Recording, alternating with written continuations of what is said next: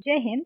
जैसे कि आप जानते हैं केबीसी नैनो प्रकाशन के द्वारा जो 20 मॉडल सेट दिए गए हैं वो हमारे चैनल पे किए जा रहे हैं, है ना। तो हमने इसमें 1 to 16 जो है कंप्लीट कर लिया है। ओके, इस वीडियो में हम मॉडल सेट नंबर 17 करेंगे, ठीक है। इसके बाद इसमें 20 model set of current affair के एमसीक्यू फॉर्म में दिए गए थे, वो 1000 क्वेश्चन, तो वो भी हमने कंप्लीट कर लिया है। आप चाहे तो चैनल पर विजिट करके देख सकते हैं। ओके, तो चलिए स्टार्ट करते हैं। मॉडल नंबर आपका 17। इसका पहला प्रश्न है आपके सामने कि फिलीपींस में नारियल एवं गन्ने की कृषि विकास का श्रेय किसको दिया जाता है। तो फिलीपींस में अगर नारियल और गन्ने का विकास देखा जाए तो वो होता है स्पेन और अमेरिकी वासियों के द्वारा किया गया था, ठीक है। तो इसका श्रेय किसको जा रहा है, स्पेन एवं अमेरिकी वासियों का। चलिए अगला देखते हैं। एक भौगोलिक इकाई जो पानी को इकट्ठा करती है, भंडारण करती है एवं पानी छोड़ती है, उसे क्या कहते हैं। तो उसे हम जल विभाजक कहते हैं, है ना। चलिए अगला है, निम्नलिखित में से कौन सा सतत विकास का लक्ष्य नहीं है। जो सस्टेनेबल डेवलपमेंट जो गोल है उसमें से अगर देखा जाए तो कौन सा नहीं है ये बताना है, जिसे हम कब तक पूरा करने वाले हैं, 2030 तक। तो ये भी ध्यान रखिएगा कि सतत विकास का लक्ष्य जो है 2030 तक जो है प्राप्त करने का लक्ष्य रखा गया है। तो इसमें लैंगिक समानता दिया हुआ है, जैसे कि SDG 5 में, SDG 5 में दिया गया है। अंतरिक्ष अनुसंधान का जो है ऐसा कोई लक्ष्य नहीं रखा गया है। शून्य भूख किस में दिया गया है, तो ये 2 में दिया गया है, SDG 2 में। इसके बाद आपका अच्छा स्वास्थ्य एवं भलाई किस में दिया गया है, तो ये SDG आपका 3 में दिया गया है। SDG 1 में क्या है, तो गरीबी है। ओके, और ये लैंगिक समानता किस में है, तो 5 में। ये भी ध्यान रखिएगा, जैसे गोल दे दिया जाता है कभी कभी कि जैसे SDG 13 में जो है क्या है, तो ऐसे पूछा जाता है। तो जलवायु परिवर्तन ऐसे पूछे जाते हैं क्वेश्चन, ठीक है। चलिए अगला देखते हैं। चंद्रप्रभा वन्य जीव अभ्यारण्य उत्तर प्रदेश के किस जनपद में स्थित है। तो चंद्रप्रभा वन्य जीव अभ्यारण्य कहाँ है, तो उत्तर प्रदेश में है। ये भी वहां पे जनपद देखे तो चंदौली जनपद में है ये। अगला है कि निम्नलिखित में से कौन सा बंदरगाह देश सही सुमेलित नहीं है। तो जैसा कि देखेंगे मोंटेविडियो उरुग्वे में है, इगाग्रा जो है आपका चीन में ना होके ये रूस में है। ओके, तो यही आपका गलत सम्मिलित किया गया है, यानी कि चीन नहीं होगा यहाँ पे, ये रूस में होगा। इसके बाद जकार्ता इंडोनेशिया और रॉटरडैम नीदरलैंड में है। ओके, अगला है कि निम्नलिखित में से नदियां इनकी सहायक नदियां दी गई हैं और सुमेलित नहीं है। तो मॉडल सेट में जितने भी नदियां मिली हैं तो उसमें मैंने कितने सहायक बता दिए हैं, तो अब बन ही जाना चाहिए ये। जैसे कि दिया है प्राणहिता, तो महानदी की है क्या, नहीं, ये महानदी की नहीं, गोदावरी की है, ठीक है। प्राणहिता जो है किसकी सहायक नदी है, गोदावरी की है।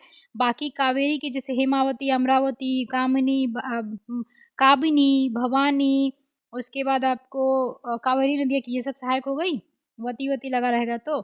उसके बाद मालप्रभा, तुंगभद्रा, उसके बाद आपको कृष्णा की ये सहायक नदियाँ हो जाएंगी, पंचगंगा हो जाएगी आपको, है ना, घाट प्रभा, ये सारी जो है आपको कृष्णा की है। मंजरा, गोदावरी, प्राणहिता, इंद्रावती, ये सब किसकी हैं, तो गोदावरी की हैं। जैसे इंद्रावती बार बार पूछा जाता है तो ध्यान रखिएगा। चलिए अगला है, निम्नलिखित में से कौन सा कारक जैव विविधता के ह्रास के लिए सर्वाधिक महत्वपूर्ण कारक है। जैव विविधता के मतलब कि अवमूल्यन के लिए, मतलब कि उसका क्षरण होता है उससे। तो जैसे कि प्राकृतिक वास का विनाश अगर किया जाता है तो इससे क्या होता है, जैव विविधता पे फर्क पड़ता है ना। कीट नियंत्रण ये सब तो अच्छा ही है, पर भक्षियों पर नियंत्रण तो ये सब नहीं होगा। ये होगा कि ज्यादा जो है ह्रास का कारण बनता है, यानी कि जैव विविधता घटाने का काम करता है। चलिए अगला देखते हैं। अगला प्रश्न है कि संयुक्त राज्य अमेरिका तथा मेक्सिको के बीच सीमा पर स्थित नदी है। अगर संयुक्त राज्य अमेरिका और मेक्सिको के बीच देखा जाए तो कौन सी नदी मिल जाएगी आपको, ये मिलेगी रियो ग्रांडे, ठीक है। अमेजोन तो दक्षिण अमेरिका में बहती है ना। मिसिसिपी पूरी तरह से जो है आपका संयुक्त राज्य अमेरिका में बहती है। और अमेरिका और मेक्सिको के बीच में देखेंगे यहाँ पे, तो ये जैसे मेक्सिको यहाँ पे, तो ये रियो ग्रांडे है, ठीक है। चलिए अगला है, निम्नलिखित कथनों में से कौन सा सही है। जैसे कि दिया है राम गंगा नदी कन्नौज के पास गंगा नदी में मिलती है क्या, तो ये सही है। गंगा जो है किसकी सहायक नदी है, तो गंगा की सहायक नदी है। ये कन्नौज के पास जो है गंगा में मिल जाती है। बेतवा नदी प्रयागराज के पास यमुना नदी में मिलती है। तो ये आपका जैसे बेतवा देखेंगे मध्य प्रदेश से, मध्य प्रदेश के बैतूल जिला है, ठीक है, वहां से निकलती है रायसेन है ना। रायसेन भी इसके ऊपर जो है बेटा, सांची स्तूप भी हमने देखा था कि बेतवा नदी के किनारे ही बसा है ना। तो ये प्रयागराज में नहीं, हमीरपुर में मिलती है। हमीरपुर नामक जगह है उत्तर प्रदेश का, वहां पे जाके ये यमुना से मिल जाती है, ठीक है। और चंबल जो है यमुना से कहाँ पे मिलती है, तो चंबल मिलती है इटावा के पास। ये भी प्रश्न पूछा जाता है। ओके, तो इसका क्या हो जाएगा, यानी कि सिर्फ एक आपका सही था। बेतवा नदी कहाँ पे मिलती है, तो ध्यान रखिएगा हमीरपुर के पास यमुना से नदी से मिलती है, और केवल इसमें एक सही दिया हुआ था। चलिए अगला है शिवनाथ शिवना समुद्र एवं कलपक्कम क्रमशः किस लिए महत्वपूर्ण है। तो कलपक्कम क्या है, नाभिकीय ऊर्जा है ना, और ये आपका जो शिवनाम समुद्र में ये जल सकती है, तो ये हो जाएगा ए। ओके, चलिए अगला है खनिज संपदा के संदर्भ में निम्नलिखित कथनों में कौन सा सही है। तो जैसे जम्मू कश्मीर के रियासी जिले में लिथियम के अनुमानित संपदा भंडार मिले हैं, तो लिथियम का जम्मू कश्मीर में जो है अनुमानित है संपदा भंडार मिले हैं, सही हो जाएगा। भारत अनेक खनिजों तथा लिथियम निकेल तथा कोबाल्ट के लिए आयात पर निर्भर है। तो कोबाल्ट लिथियम जैसे बैटरी के लिए अभी देख ही रहे होंगे, चर्चा में था, तो ये सब चीजें जो है आयात करने पर निर्भर है भारत, है ना। तो ये दोनों सही हो जाएगा। पूछा गया है कि सही कौन सा है, तो दोनों सही हैं। चलिए अगला देखते हैं रेगिस्तान में आवास करने वाले जानवर कहलाते हैं। तो जो रेगिस्तान में रहता है उसको क्या कहते हैं, मरुदभिद जानवर। चलिए अगला देखते हैं। अगला है कि भारत की प्रमुख नदियां व उनके उद्गम स्थल का जोड़ा बनाना। तो जैसे यमुना नदी कहाँ से निकलती है, यमुनोत्री से, और गंगा गंगोत्री से, तो ये हो जाएगा इसका। कृष्णा नदी कहाँ से निकलती है, तो कृष्णा नदी निकलती है आपको महाबालेश्वर से, है ना। इसके बाद आपको हो गया गोदावरी नदी। तो गोदावरी महाराष्ट्र नासिक से निकलती है, और माही नदी छत्तीसगढ़ सिहावा से निकलती है। तो इसका आंसर क्या हो जाएगा, इसका आंसर ए सामने ही है, तो यही हो जाएगा, ए हो जाएगा। चलिए अगला देखते हैं निम्नलिखित में से कौन सा सही सुमेलित नहीं है। तो जैसा कि देखेंगे अंगामी नागालैंड की जनजाति है, बिल्कुल सही है। बिरहोर ये कहाँ की जनजाति है, तो ये भी आपका झारखंड में पाया जाता है। ओके, खस जनजाति जो है अरुणाचल प्रदेश में नहीं पाया जाता, ये गलत दिया हुआ है, ठीक है। अरुणाचल प्रदेश की डलमा मिसमी ये सब जो है पहाड़ियों के साथ जनजातियां भी हैं वहाँ पे। तो ये खस जो है कहाँ का है, तो उत्तराखंड का है, ध्यान रखिएगा। और टोडा जनजाति तो तमिलनाडु में पाया ही जाता है, तो टोडा कोटा ये सब तमिलनाडु में पाए जाते हैं। अंगामी जनजाति जरूर याद रखिएगा, ये नागालैंड में पाया जाता है। बिरहोर तो याद ही होगा। चलिए अगला देखते हैं अंडमान निकोबार द्वीप समूह में द्वीपों की संख्या लगभग कितनी है, तो लगभग देखिए 220 हो जाएगा, और लक्षद्वीप में 36। चलिए अगला देखते हैं नर्मदा नदी जो है उसका उद्गम स्थल कहाँ है, तो अमरकंटक से है, अनूपपुर जिला मध्य प्रदेश से निकलती है नर्मदा नदी। अमरकंटक से और दो नदियां निकलती हैं, जोहिला एवं आपकी सोन नदी, ध्यान रखिएगा, है ना। चलिए अगला है भारत की तट रेखा की कुल लंबाई लगभग है। तो तट रेखा की जो अभी ऑप्शन दिए गए हैं इसमें से कुल ये हो जाएगा 7516.6 किलोमीटर। लेकिन ध्यान रखिएगा अभी जो नया डेटा है उसके अनुसार क्या होगा, 11,098 आपका किलोमीटर। अभी जो नए आंकड़े दिए गए हैं इसके अनुसार ये है।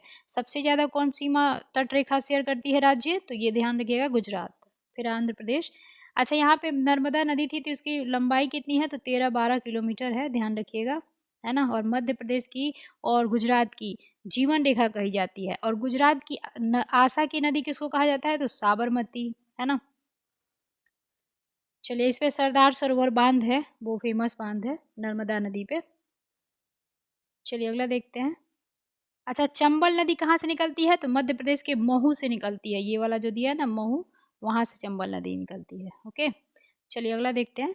ये भारत की तट रेखा देख लिया हमने। भौगोलिक क्षेत्र की दृष्टि से जापान का सबसे बड़ा द्वीप कौन सा है, तो उसका 4 गो द्वीपे है, ये जो दिए हुए हैं होक्काइडो, होन्शु, क्यूशु, अब आपका शिकोकू। तो होन्शु जो है सबसे बड़ा द्वीप है इसका, होन्शु में ही आपका इसका जो राजधानी है टोक्यो इस मतलब की पड़ता है, ठीक है, ये भी ध्यान रखिएगा। चलिए अगला है कि ग्रीनलैंड निम्न में से किस देश का भाग है। तो ग्रीनलैंड जो है सबसे बड़ा द्वीप भी है, और ये किसका किसका भाग है, तो डेनमार्क का है, ठीक है, ध्यान रखिएगा। चलिए अगला देखते हैं। अगला जो है दिया गया है आपको दर्रे दिए गए हैं, और पूछा गया है कि कौन सा सही सुमेलित है। जैसे कि मैंने पिछले ही मतलब एक सेट मिला था जिसमें भी है वो, तो नीलिमा, है ना, मैंने बताया था उत्तराखंड के लिए नीलिमा। तो माना दारा कहाँ है, तो मन्ना दारा जो है उत्तराखंड में है, ना कि हिमाचल प्रदेश में। तो ये क्या है, सही सुमेलित नहीं है। इसके बाद नीति कहाँ है, तो उत्तराखंड में ही है। दीव कहाँ है, तो ये तो अरुणाचल प्रदेश में है ना। और आपका आघिल कहाँ है, तो ये नीति, अच्छा नीति उत्तराखंड मिला हुआ है ये वाला। अब ये क्या आंसर हो जाएगा इसका, नीलिमा। जैसे कि नीति, लिपू लेख और आपका माना, ये कहाँ पे है, उत्तराखंड में। तो इसमें सही सुमेलित पूछा था, तो इसलिए ये आंसर हो जाएगा आपको। ओके, चलिए दीपू तो आपका अरुणाचल प्रदेश में पाया जाता है। दीफू दर्रा, बोमला, है ना, ये सब कहाँ पाए जाते हैं, अरुणाचल प्रदेश में पाए जाते हैं। चलिए अगला देखते हैं। निम्नलिखित में से कौन सी नदी एस्चुरी नहीं बनाती है, तो जैसा कि देखेंगे नर्मदा और ताप्ती समानांतर बहती हैं और ये भ्रंश घाटी से भी होकर गुजरती हैं, और ये अरब सागर में दोनों नदियां गिरती हैं, साथ में मंडप भी, आपकी मांडवी भी, है ना। माही नदी जो है बंगाल की खाड़ी में गिरती है और ये एस्चुरी नहीं डेल्टा बनाती है, ठीक है, बाकी सब एस्चुरी बनाती हैं। निम्नलिखित में से कौन सा बादल अत्यधिक तीव्र वर्षा के लिए उत्तरदायी है, तो अत्यधिक तीव्र वर्षा के लिए कौन सा इसमें हो जाएगा, कपासी, ठीक है। और अगर सबसे ऊंचा पूछे बादल कौन सा होता है, तो पक्षाब हो जाएगा।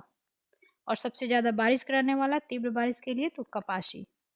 अगला है कि टाइफून नामक चक्रवात से निम्नलिखित में से कौन सा क्षेत्र प्रभावित होता है, तो टाइफून कहाँ पे कहते हैं, ये ध्यान होना चाहिए। ऑस्ट्रेलिया में क्या कहते हैं, विली विली कहते हैं, है ना। तो इसका हो जाएगा आपको चीन सागर। अगला देखते हैं। मैकमोहन रेखा सीमा बनाती है, तो किसके किसके बीच बनाती है, ये भारत और चीन के बीच बनाती है। और कब खींची गई थी, ये 1914 में। ओके, भारत पाक के बीच कौन सी है, तो रेड क्लिफ है ना। चलिए अगला देखते हैं। पौर्जल क्या है, तो पौर्जल जो होता है कोनधारी वन जो होते हैं वैसे प्रदेशों में पाई जाने वाली मिट्टी को कहते हैं पौर्जल। अगला है कि निम्नलिखित में से कौन सी शीत धारा है, तो जैसे कि देखेंगे ब्राजील, क्यूरोशियो या इसको क्यूराइल भी कहते हैं, ये गर्म जल धारा है, गल्फ स्ट्रीम तो है ही गर्म। वेनेजुएला आपकी शीत धारा है। वेनेजुएला हो गया, कनारी हो गया, है ना, लेब्राडोर हो गया, ये सब ठंडी है। चलिए अगला है सतत विकास। देखिए अब यहाँ पे जैसे दिया गया है, तो एसडीजी आपका जो 10 है, यानी सस्टेनेबल डेवलपमेंट गोल 10 जो है क्या मतलब कि लक्ष्य रखता है, तो ये असमानताओं में कमी लाने का लक्ष्य रखता है। 13 क्या रखता है, तो जलवायु परिवर्तन की। उसके बाद देखेंगे 14, तो 14 जो है आपका ये रखता है पानी के नीचे का जीवन के बारे में, ठीक है। और 15 क्या कहता है, जमीन पर जीवन। ओके, तो इसका क्या है आपका ए का 3। ओके, देख लेते हैं इसका, ए का 3,142, तो इसका आंसर हो जाएगा सी।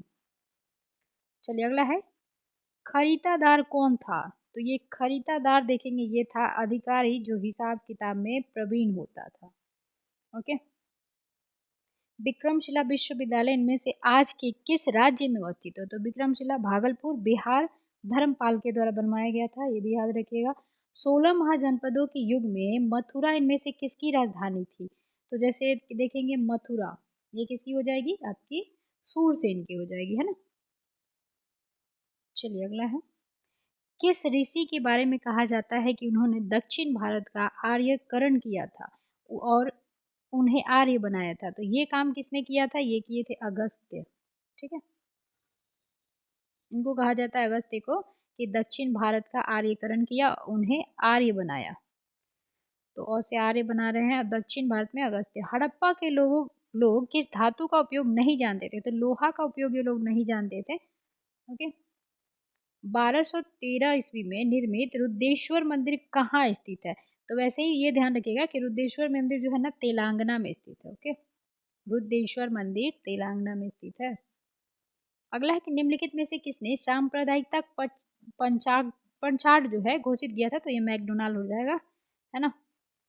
इसके बाद कब किया था, तो 1932 के करीब, है ना। चलिए अगला है कि खैरवार आदिवासी आंदोलन कब हुआ था, तो ये ध्यान रखिएगा ये हुआ था आपको 1865 में।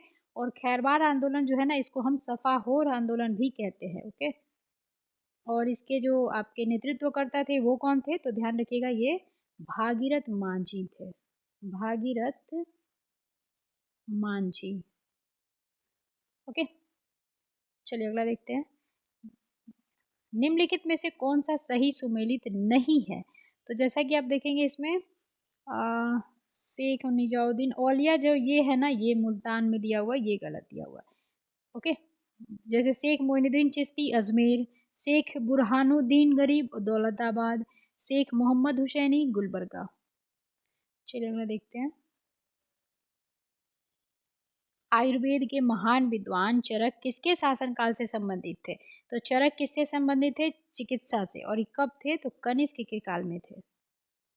चलिए अगला है कि पुराणों के संदर्भ में निम्नलिखित कथनों में से कौन सा सही है? तो देख लेते हैं। जैसा कि दिया है, विष्णु पुराण से मौर्य वंश की जानकारी मिलती है, बिल्कुल। और वायु पुराण की गुप्त वंश से। ये भी ध्यान रखिएगा, कभी कभी ये भी क्वेश्चन पूछा जाता है कि गुप्त वंश की शासन जो है उसकी किससे जानकारी मिलती है? तो वायु पुराण से। ओके, और विष्णु पुराण का मौर्य वंश से। तो ये दोनों सही दिया गया है। चलिए अगला है कि निम्नलिखित में से किस मुगलकालीन नहर का निर्माण फिरोज शाह की राजबवाह को पुनर्जीत करके किया गया था? किसके काल में? तो मुगलकालीन फिरोज शाह के समय में, है ना। तो ये हो जाएगा आपको शाहाब नहर। फिरोज शाह की राजबहाब तो साहब, ठीक है। चलिए अगला है, पुस्तक दी गई है और उसके जो है राइटर पूछा गया है। तो जैसे कि दिया है आपका इंडिया विंस फ्रीडम, तो ये हमेशा एग्जाम में पूछा जाता है। ये किसका है? मौलाना अबुल कलाम आजाद का है। गीता रहस्य किसकी है? तो बाल गंगाधर तिलक की है। इसके बाद the story of my deportation, ये किसने लिखा था? तो लाला लाजपत राय ने लिखा था। इंडियन मेकिंग जो है नेशन इन मेकिंग सुरेंद्र नाथ बनर्जी हो जाएंगे, ठीक है। तो इसका आंसर क्या हो जाएगा? आपको ए हो जाएगा। चलिए अगला देखते हैं। शुद्ध चांदी का जो चांदी का रुपया था उसका आविष्कार किसने किया था? तो शुद्ध चांदी का आविष्कार शेरशाह सूरी ने किया था। निम्नलिखित में से कौन सा सही सुमेलित नहीं है? तो इल्तुतमिश कौन था? रजिया का पिता था, बिल्कुल सही है आपका। गुलबदन बेगम क्या थी? बाबर की पुत्री थी, ये भी सही है।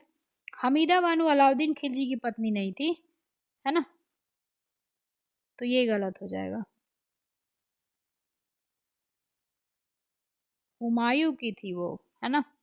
चलिए आइए, शाह तुर्कन क्या था? तो इल्तुतमिश की पत्नी थी। अगला देखते हैं। निम्नलिखित में से किसने गांधी जी के नमक आंदोलन में भाग नहीं लिया था?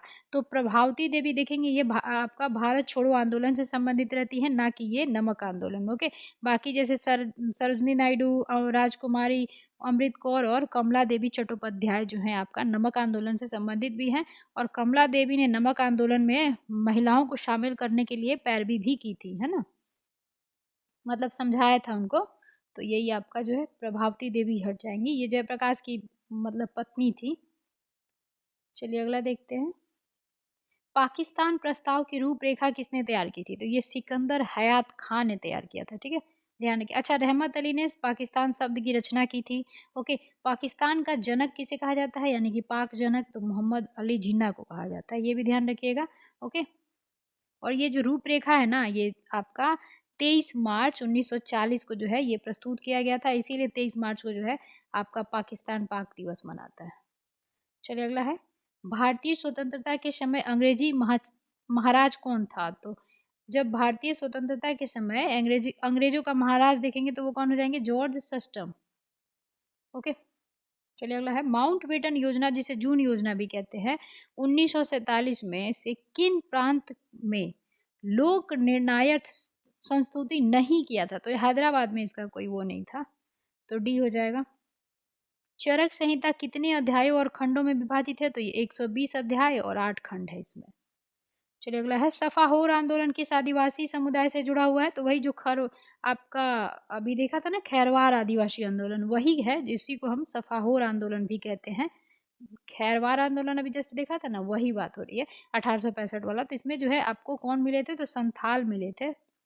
ओके, कौन सी जनजाति समुदाय? तो संथाल समुदाय। अगला है कि भारत में रोमन व्यापारियों की बस्ती अवशेष किस स्थान से मिले हैं? तो ये देखा जाए तो मिला है आपको अरिकमेडु से। अरिकमेडु तमिलनाडु में जहाँ है, वहाँ पे आपका ये तमिलनाडु में पड़ता है। भारत के रोमन व्यापारियों की बस्ती का अवशेष किस स्थान से मिला है? तो अरिकमेडु। चलिए अगला है, हिंद स्वराज के लेखक निम्नलिखित में से कौन थे? तो हिंद स्वराज किसकी है? महात्मा गांधी की है। और इन्होंने कब लिखा था? तो 1904 में लिखा था, ये भी ध्यान रखिएगा। अच्छा, बाल गंगाधर तिलक की तो एक गीता रहस्य हो गई, है ना। और एक और आपका क्वेश्चन पूछा जाता है कि जैसे इन्होंने लिखी थी the arctic the architect home in बेदाज, होम इन द बेदाज इन्होंने लिखा था, किन्होंने, तिलक ने लिखा था। ये बुक भी पूछा जाता है। द आर्कटिक याद रखिएगा बस इतना, तो भी हो जाएगा कि बाल गंगाधर तिलक ने लिखा था। ओके। और गोपाल कृष्ण तो सर्वेंट ऑफ इंडिया के लिए जाने जाते हैं। जवाहरलाल भारत की खोज। चलिए अगला देखते हैं।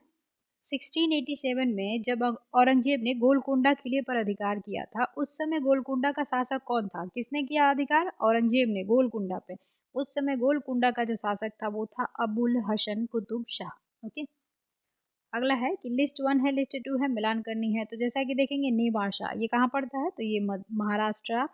ईशमपुर कहाँ पड़ेगा? कर्नाटक। डिडवाना तो राजस्थान है ना। गुंडियाम कहाँ हो जाएगा आपका? गुंडियाम गुफा तमिलनाडु में पड़ता है। ऐसे भी आपको याद रखना है ये, जैसे कि डिडवाना तो सबको पता ही होगा, राजस्थान, कई बार सेट पे मिल चुका। नेवाशा कहाँ है? महाराष्ट्र में है। गुड़ियाम कहाँ है? तमिलनाडु में है। ठीक है, तो इसमें तो दिख ही रहा है गुड़ी, और इसमें भी नाडु। तो इसका आंसर क्या हो जाएगा? यानी कि ए का आपका हो जाएगा, ए का 3, ए का 3 और बी का 4, 3 4 1, ये सी आंसर हो जाएगा। चलिए अगला देखते हैं। निम्नलिखित में से कौन एक 1857 का जो विद्रोह है, स्थान और विद्रोह आरंभ होने का सुमेलित नहीं है, बताना है। तो झांसी 11 मई 1857 को स्टार्ट हुआ था। ये दोनों जरूर याद रखिएगा कि मेरठ में 10 मई 1857 से शुरू हुआ था, और बैरकपुर में 29 मार्च 1857 को शुरू हुआ था। लखनऊ में जो है 4 जून को नहीं, 30 मई को शुरू हुआ था। ओके, तो यही सुमेलित नहीं दिया हुआ था। चलिए अगला देखते हैं। निम्नलिखित में जो है उनको उनके संगठन के आधार पर क्रमवार सजाना है। तो इसका पहले देखेंगे कि इंडियन लीग कब हुआ था। तो ये हुआ था 1875 में। उसके बाद इंडियन एसोसिएशन कब हुआ था? तो 1876 में, सुरेंद्र नाथ बनर्जी। और मद्रास महाजन कब हुआ था? तो ये हुआ था आपको 1884 में। ठीक है। अच्छा, मद्रास महाजन जो है ना, किसने किसने मिलके किया था, ये बहुत बार एग्जाम में पूछा जाता है। तो ध्यान रखिएगा कि मद्रास महाजन के लिए एम वीर राघवाचार्य थे, पी आनंद चार्लू थे, है ना, पी आनंद चार्लू। उसके बाद सुब्रमण्यम अय्यर भी थे इसमें। तो नाम याद रखिएगा, इन लोगों ने मिलकर जो है 1884 में मद्रास महाजन सभा का स्थापना किया था। कौन कौन? तो एम वीर राघवाचार्य, सुब्रमण्यम अय्यर, पी आनंद चार्लू। ठीक है, ध्यान रखिएगा, ये तीनों नाम याद रखना है जरूर, ये क्वेश्चन पूछा जाता है। अच्छा, बॉम्बे एसोसिएशन कब स्थापित हुआ था? तो ये 1852 के करीब हुआ था, है ना। तो सबसे पहले यही हुआ था बॉम्बे एसोसिएशन। तो 1 4 3 2 हो जाएगा इधर से, 75 76 84। और 1876 में आपका इंडियन एसोसिएशन की स्थापना किसने की थी? तो ये किया था आपका सुरेंद्र नाथ ने, बनर्जी ने।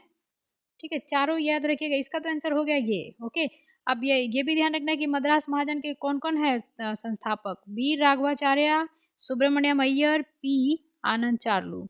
इसके बाद देखेंगे इंडियन एसोसिएशन के संस्थापक कौन है? तो ये है आपके सुरेंद्र नाथ बनर्जी, 1876। इंडियन लीग के कौन है? तो ये हो जाएंगे शिशिर कुमार घोष, है ना। शिशिर कुमार घोष और के लिए भी जाने जाते हैं, काहे के लिए? तो अमृत बाजार पत्रिका के लिए, ये भी ध्यान रखिएगा। चलिए अगला है, शक्ति स्थल का संबंध किससे है? तो शक्ति स्थल समाधि स्थल है इंदिरा गांधी का। आयरन लेडी भी इनको कहा जाता था। और राजीव गांधी का कहाँ पे है? तो ध्यान रखिएगा, इनका है वीर भूमि। उसके बाद देखेंगे अटल बिहारी वाजपेयी का। तो ये सदैव अटल शांतिवन, सदैव अटल। और पंडित जवाहरलाल नेहरू का शांतिवन में। चलिए अगला देते हैं। महात्मा गांधी का राजघाट में। चलिए अगला है कि सुल्तानी युग में बौद्धों की कौन सी शाखा सबसे प्रभावशाली थी? तो ये थेरवाद थी। ठीक है, और थेरवाद जो है किससे संबंधित है? तो बौद्धों से संबंधित है, ये भी याद रखिएगा। चलिए अगला देखते हैं। अगला है कि नहीं, अगला इसमें से किसी आंध्र भोज भी कहा जाता है। तो ये कई बार हमें मिल चुका कि हम किसी आंध्र भोज कहते हैं, कृष्णदेव राय को कहते हैं। ठीक है, ये तुलु वंश के थे। इनकी शासनकाल क्या थी? 1509 से 1529। और इन्होंने जो है आमुक्त माल्याद और जाम्बुवती इन्होंने रचना की थी। और जाम्बुवती किस भाषा में था? संस्कृत में था। और इनका आमुक्त माल्याद किस भाषा में था? तो ये था आपका तेलुगु, है ना, तेलुगु भाषा में था, ध्यान रखिएगा। आमुक्त माल्या जो था किस भाषा में था, तेलुगु में था, पूछा जाता है क्वेश्चन। और अष्ट दिग्गज भी इन्हीं के समय थे, अष्ट दिग्गज, है ना, ये किसके समय थे, इन्हीं के समय थे। कौन सी भाषा में महारथी थे वो लोग, तेलुगु भाषा में थे, ये भी ध्यान रखिएगा, ठीक है। चलिए अगला देखते हैं। और नांगल जो है, इन्होंने कृष्णदेवराय ने जो है नांगलपुरम की स्थापना की थी, ये भी पूछा जाता है। और ये तुलु वंश से थे और विजयनगर साम्राज्य में थे, वो सबसे महत्वपूर्ण थे। और विजयनगर साम्राज्य में जब कृष्णदेवराय का चल रहा था काम, मतलब कि वो शासन चल रहा था, तो कौन कौन आया था, तो बारबोसा आया था इनके समय में, ठीक है। चलिए अगला देखते हैं, बहुत हो जाएगा नहीं तो। हेमचंद्र विक्रमादित्य भारतीय इतिहास में किस नाम से जाने जाते हैं, तो हेमचंद्र जो है हेमू, और बाबर की युद्ध हुई थी, है ना, तो इसको किस नाम से जाना जाता है, इसको नाम से जाना जाता है हेमू। ओके, बाबर से जो युद्ध किया था ना इसने 1556 में, पानीपत की दूसरी लड़ाई थी, है ना। चलिए आगे देखते हैं। इसमें से कि किस कर व्यवस्था को बंदोबस्त व्यवस्था के नाम से भी जाना जाता है, तो ये दहसाला हो जाएगा आपका, कौन था इसके लिए, अच्छा, व्यवस्था के नाम से जाना जाता है, ये तो टोडरमल वाला था ना, तो ये नहीं होगा, इसका आंसर हो जाएगा आपको जब्ती प्रणाली। ये जब्ती प्रणाली किसने लाया था, तो शेरशाह सूरी ने लाया था। भू राजस्व और जब्ती प्रणाली जो किसके लाया गया था, किसने लाया था, तो शेरशाह सूरी ने लाया था। दहसाला किसका है, तो टोडरमल का, जो अकबर ने मिलाया, मतलब अपनाया था। ये भी आपका भू राजस्व व्यवस्था के ऊपर ही था, टोडर मल। इसके दो, इस क्वेश्चन का आंसर हो जाएगा आपको ए। कर व्यवस्था को बंदोबस्त व्यवस्था के नाम से भी जाना जाता था, वो था जब्ती। चलिए अगला है, पंचायती राज संस्थाओं को 29 कार्यों की विभाग, तो यानी कि 29 जो कार्य दिए गए हैं पंचायती राज में, वो किस में दिए गए हैं, ये दिए गए हैं आपको 243 जी में। और एक और पूछा जाता है डी, तो डी में आरक्षण की बात की गई है। चलिए अगला है, निम्नलिखित घटनाओं पर विचार करें और उन्हें जो है आपका पहले से लेकर आखिरी बताना है। तो जैसा कि देखेंगे प्रारूप समिति की नियुक्ति, तो सबसे पहले तो इसमें ऐसे ही बन जाएगा ये आपको कि संविधान सभा की प्रथम बैठक हुई थी, है ना, वैसे डेट भी देख लेते हैं, 9 दिसंबर 1946 को पहले बैठक होगा। फिर क्या होगा, संविधान बनाएंगे, तब संविधान बनने के बाद उसको अंगीकृत किया जाएगा, फिर प्रवृत्त हो जाएगा। तो बनाएगा कौन, तो सभाएं बनाएंगी, समितियां। तो इसमें प्रारूप समिति कब आया था, भीमराव अम्बेडकर वाला 29 अगस्त 1947। थोड़ा सा ये भी ध्यान रखिएगा डेट, ओके, इसका प्रारूप समिति और आपके भीमराव अम्बेडकर जी का जो प्रारूप समिति था उसका जरूर याद रखिएगा। इसके बाद भारतीय संविधान को अंगीकृत कब किया गया था, तो ये किया गया था आपको 26 नवंबर 1949 को। और प्रवृत्त कब हुआ था, तो 26 जनवरी 1950 को। तो यही हो जाएगा, इसका आंसर क्या हो जाएगा, सबसे लास्ट में पहले मतलब होगा 4। अच्छा, 9 दिसंबर को जो है सच्चिदानंद सिन्हा जो है अस्थायी अध्यक्ष बनाए गए थे, वो भी ध्यान रखिएगा। 11 दिसंबर को राजेंद्र प्रसाद। अगला है कि पंचायती राज पर अशोक मेहता समिति प्रतिवेदन 1977 की प्रमुख सिफारिश के संदर्भ में निम्नलिखित कथनों में कौन सा सही है, तो देखिए इन्होंने दो स्तरीय की बात की थी, इन्होंने 3 स्तरीय नहीं, बलवंत राय मेहता ने त्रिस्तरीय बात की थी। अच्छा हाँ, दिया है यहाँ पे कि 3 स्तरीय व्यवस्था के स्थान पर द्वि व्यवस्था होनी चाहिए थी, तो ये सही है आपका, है ना। आगे इन्होंने कहा है कि राज्य स्तर से नीचे पर्यवेक्षण हेतु खंड को विकेंद्रीकरण का प्रथम बिंदु माना जाता है, तो यहाँ पे खंड का नहीं होगा, ठीक है, तो ये गलत दे दिया हुआ है क्योंकि उन्होंने जनपद को कहा था, तो ये गलत है, पहला सही है। इसका आंसर हो जाएगा आपको केवल एक सही दिया गया था। चलिए अगला है, भारतीय संविधान के अनुच्छेद 371 यानी कि का मतलब हो जाएगा जे अंतर्गत देश किस क्षेत्र को विशेष स्थिति प्रदान करता है, तो ये किसको करता है, हैदराबाद और कर्नाटक को, ठीक है। 371 ए से लेके आपका बी सी डी ये सब याद रखिएगा, है ना, जैसे कि ए हो गया तो नागालैंड हो गया, है ना। चलिए अगला देखते हैं, निम्नलिखित में से कौन सा एक सही सुमेलित नहीं है, तो जैसा कि दिया है मूल कर्तव्य, तो मूल कर्तव्य किस में है, 4 क में है, तो ये सही है। अब 4 में नीति निर्देशक तत्व और क लगा देंगे तो वो मूल कर्तव्य है, सही है। राज्य भाग 6 में सही है। भारत का महान निवादी 5 में है ना, आर्टिकल 76 के तहत आता है, तो ये भाग 5 में होना चाहिए था, तो ये गलत दिया हुआ।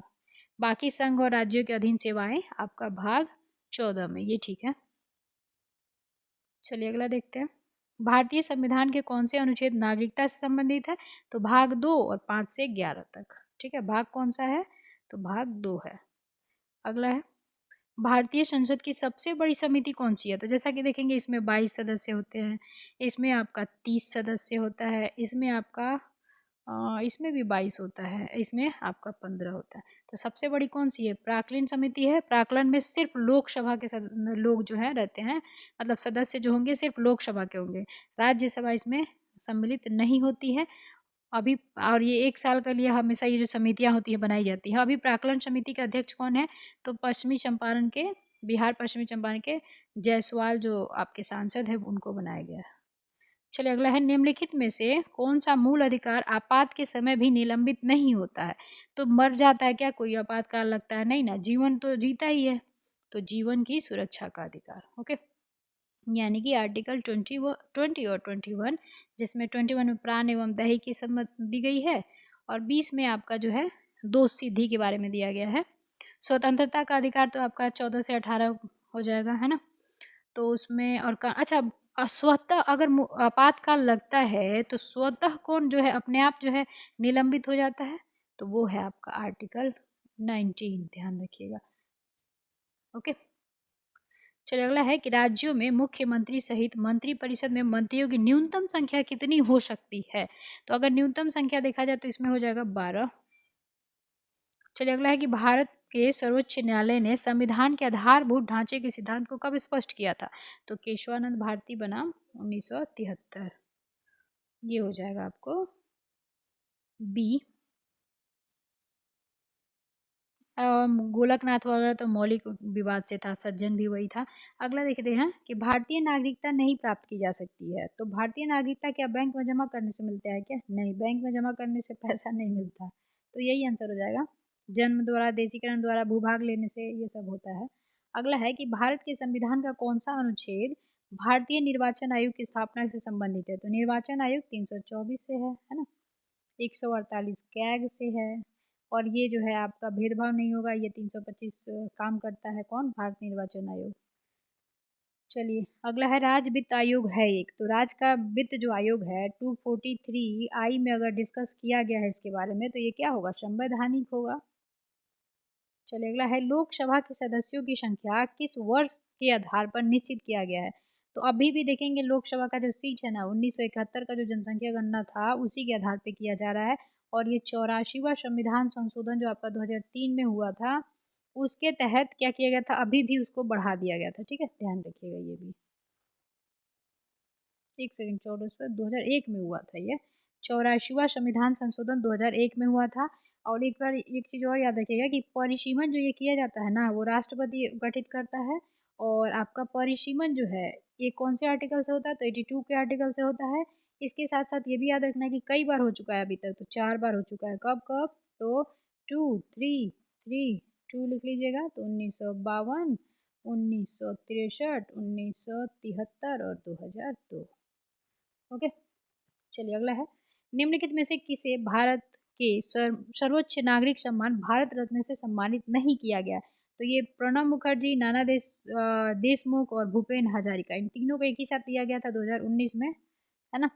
लेकिन दीनदयाल उपाध्याय यही आंसर हो जाएंगे।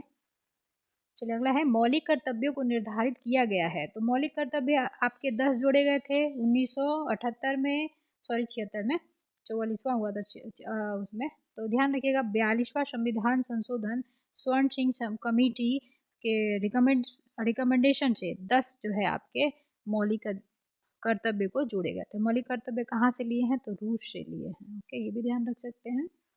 चलिए अगला है, वर्तमान में भारतीय संविधान की गणना की दृष्टि से कुल कितने अनुच्छेद है? तो देखिए अभी जो है ना 495 प्लस हो चुके हैं। तो इसमें अगर देखा जाए सबसे ज़्यादा कौन सा, तो ये हो जाएगा। 12 अनुसूचियां हैं और 25 भाग हो चुके हैं। ओके, चलिए अगला देखते हैं,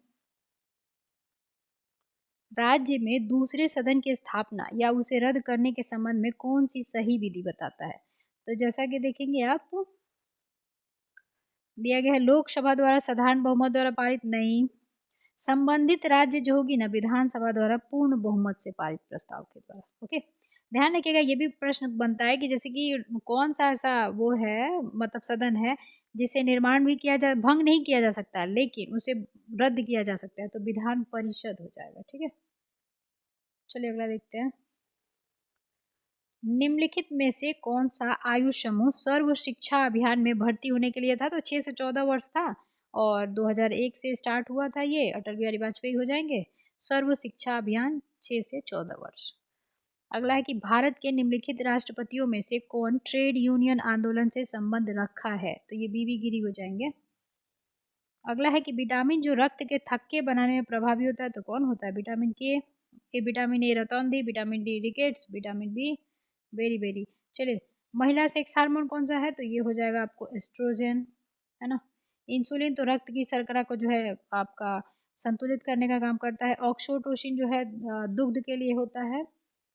चलिए अगला देखते हैं। अच्छा, एस्ट्रोजन जो है महिला है और ध्यान रखिएगा टेस्टोरॉन जो है आपका ये पुरुष का है, मेल का है। चलिए अगला है, पेट्रोलियम शुद्धिकरण में क्या प्राप्त होता है? तो अगर पेट्रोलियम का शुद्धिकरण करेंगे तो पैराफिन प्राप्त होगा। अगला है कि थायराइड ग्रंथि की खराबी किसकी कमी के कारण होता है? तो आयोडीन। इंसुलिन में निम्नलिखित में से कौन सा धातु मौजूद होता है? तो ये देखेंगे तो जस्ता मौजूद रहता है। निम्नलिखित हार्मोन में पॉलीपेप्टाइड श्रृंखलाएं किस बंध द्वारा जुड़ी होती हैं? तो ये जुड़ी होती हैं डाइसल्फाइड बंध के द्वारा। ओके, चलिए अगला देखते हैं। निम्नलिखित में से कौन सा प्लाज्मोडियम परजीवी का वाहक है? तो प्लाज्मोडियम परजीवी का वाहक कौन है? मच्छर। अगला है, निम्नलिखित में से कौन सा लार की सहायता में पच जाता है? तो लार की सहायता से पच जाता है, कौन सा हो जाएगा? स्टार्च। प्रोटीन को तो टाइलिन करता है ना। टाइलिन का काम क्या होता है? तो बड़े मतलब कि सरल करना उसको, भोज्य पदार्थ को तोड़ के। चलिए अगला है, अम्लीय वर्षा होने का क्या कारण है? तो SO2 NO2 होता है आपका। अगला है कि निम्नलिखित में से कौन सा एंजाइम ग्लूकोज को इथेनॉल में परिवर्तित करने के लिए किया जाता है, प्रेरित करता है? तो जाइमेज करता है। ओके, निम्नलिखित में से कौन सा सामान्य प्रशीतक जिसको घरेलू प्रशीतकों में प्रयुक्त किया जाता है? तो फ्रेऑन, CFC। चलिए अगला है, मथने के पश्चात क्रीम का दूध से पृथक हो जाना क्या होता है? अपकेंद्रीय बल, सेंट्रीफ्यूगल फोर्स। अगला है, उचित रीति से कटे हीरे को असाधारण चमक का कारण है, तो उसमें क्या होता है? चमकता है तो उच्च अपवर्तनांक सूचकांक होता है उसका। ठीक है, तो इसका आंसर क्या हो जाएगा आपको? उसका उच्च अपवर्तनांक सूचकांक। अगला है कि प्रकाश की गति किसके बीच जाते हुए न्यूनतम होगी? तो ध्यान रखिएगा, निर्वात में सबसे ज्यादा होता है। ठीक है, इसके बाद सबसे कम जो होगा आपका ठोस में होगा। ठीक है, और इससे कम किस में होगा? तो जल में होगा, और इससे ज्यादा किस में होगा? तो वायु में होगा। तो ये वायु में हो जाएगा। अच्छा, न्यूनतम पूछा था ना, तो कांच में हो जाएगा। ठीक है, यहाँ पे हो जाएगा कांच, यानी कि ठोस में सबसे कम पाया जाता है। ठीक है, ठोस के बाद आपका जल आएगा, जल के बाद आपका वायु आएगा। चलिए अगला है, सामान्यतः स्त्रियों की आवाज का जो तारत्व है किस पे डिपेंड करता है? तो तारत्व क्यों होता है? तो पुरुष की तुलना में अधिक होता है। पिच जो होता है स्त्रियों की आवाज में पुरुष की तुलना में अधिक पाई जाती है। ओके, आवृत्ति पर डिपेंड करता है वो। चलिए अगला है, किसी इलेक्ट्रॉनिक घड़ी के समतुल्य ऊर्जा होता है, तो ये किसके समतुल्य होता है? क्रिस्टलीय दोलित्र, है ना, बी। चलिए अगला है, DNA के एकल क्षारक युग्म को के परिवर्तन को क्या कहते हैं? तो बिंदु उत्परिवर्तन कहते हैं। DNA के एकल क्षारक युग्म के परिवर्तन को क्या कहते हैं? तो बिंदु उत्परिवर्तन। निम्नलिखित में से कौन सा बायोडिग्रेडेबल प्रदूषक नहीं है? तो जैसे कीटनाशक है, ये बायोडिग्रेडेबल नहीं होता है। जो सड़ गल जाता है ना उसको बायोडिग्रेडेबल कहते हैं। जैसे घरेलू अपशिष्ट है, सब्जियां वगैरह, ये सब गल जाता है ना। चलिए अगला है कि राष्ट्रीय उद्यानों में अनुवांशिकता विविधता का रख रखाव किया जाता है। तो राष्ट्रीय उद्यान जो होता है, जैसे वहीं पे क्या करते हैं, उसको घेर दिया, मतलब कि घोषित कर दिया जाता है। इन सीटू संरक्षण होता है, जो जहाँ पे जीव है वहीं पे संरक्षित हो जाता है, तो उसको हम क्या कहते हैं? इन सीटू संरक्षण कहते हैं, है ना। चलिए, और एक्स2 क्या होता है? जैसे कि ला के नाइट्रोजन में हमने उसको तरल में ला के लाइब्रेरी में या वनस्पति उद्यान में रख दिया, तो उसको कहते हैं एक्स2। अगला है कि पानी में भरी डॉट लगी बोतल जमने पर टूट जाती है, क्यों? क्योंकि जमने पर पानी का आयतन बढ़ जाता है, बोतल का नहीं, जमने पर पानी का आयतन बढ़ जाता है। ठीक है, चलिए अगला देखते हैं। Naval air station, naval air station Garuda कहाँ पर स्थित है? तो ये देखेंगे कोचीन में है, naval air station Garuda Cochin में है। अगला है कि जीव जो तापमान के व्यापक परास को सहन कर सकते हैं कहलाते हैं, तो ये क्या कहलाएंगे? ये कहलाएंगे आपको पृथुतापी, पितृतापी। अगला है कि मोती के मुख्य अवयव क्या है? तो कैल्शियम कार्बोनेट, है ना, ध्यान रखिएगा मोती के जो मुख्य अवयव होते हैं ना, कैल्शियम कार्बोनेट होते हैं, एग्जाम में पूछा जाता है। अगला है कि इस बार स्कर्वी नामक जो है रोग किस विटामिन से होता है? कमी से, तो सी से होता है। चलिए अगला देखते हैं। लोहे में जंग को रोकने के लिए क्या किया जाता है? तो उसका जिंक का जो है लेप लगा दिया जाता है। चलिए अगला है, निम्नलिखित में से कौन सा रोग थायराइड ग्रंथि से संबंधित नहीं है? तो इसमें एडिशन रोग जो है ये थायराइड ग्रंथि से संबंधित नहीं है, बाकी दिए गए हैं वो है।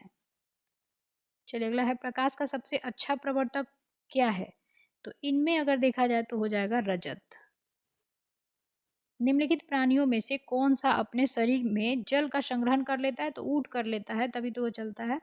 निम्नलिखित में से कौन सी फसल मृदा में नाइट्रोजन से भरपूर कर देती है? तो इसमें अगर देखें तो मटर हो जाएगा, दलहनी पौधों में नाइट्रोजनीकरण पाया जाता है।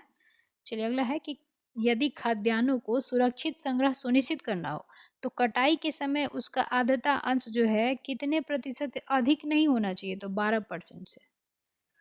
जब किसी पत्थर को पानी में डुबोया जाता है तो वह किसके समान में पानी को विस्थापित कर देगा? तो ये आयतन।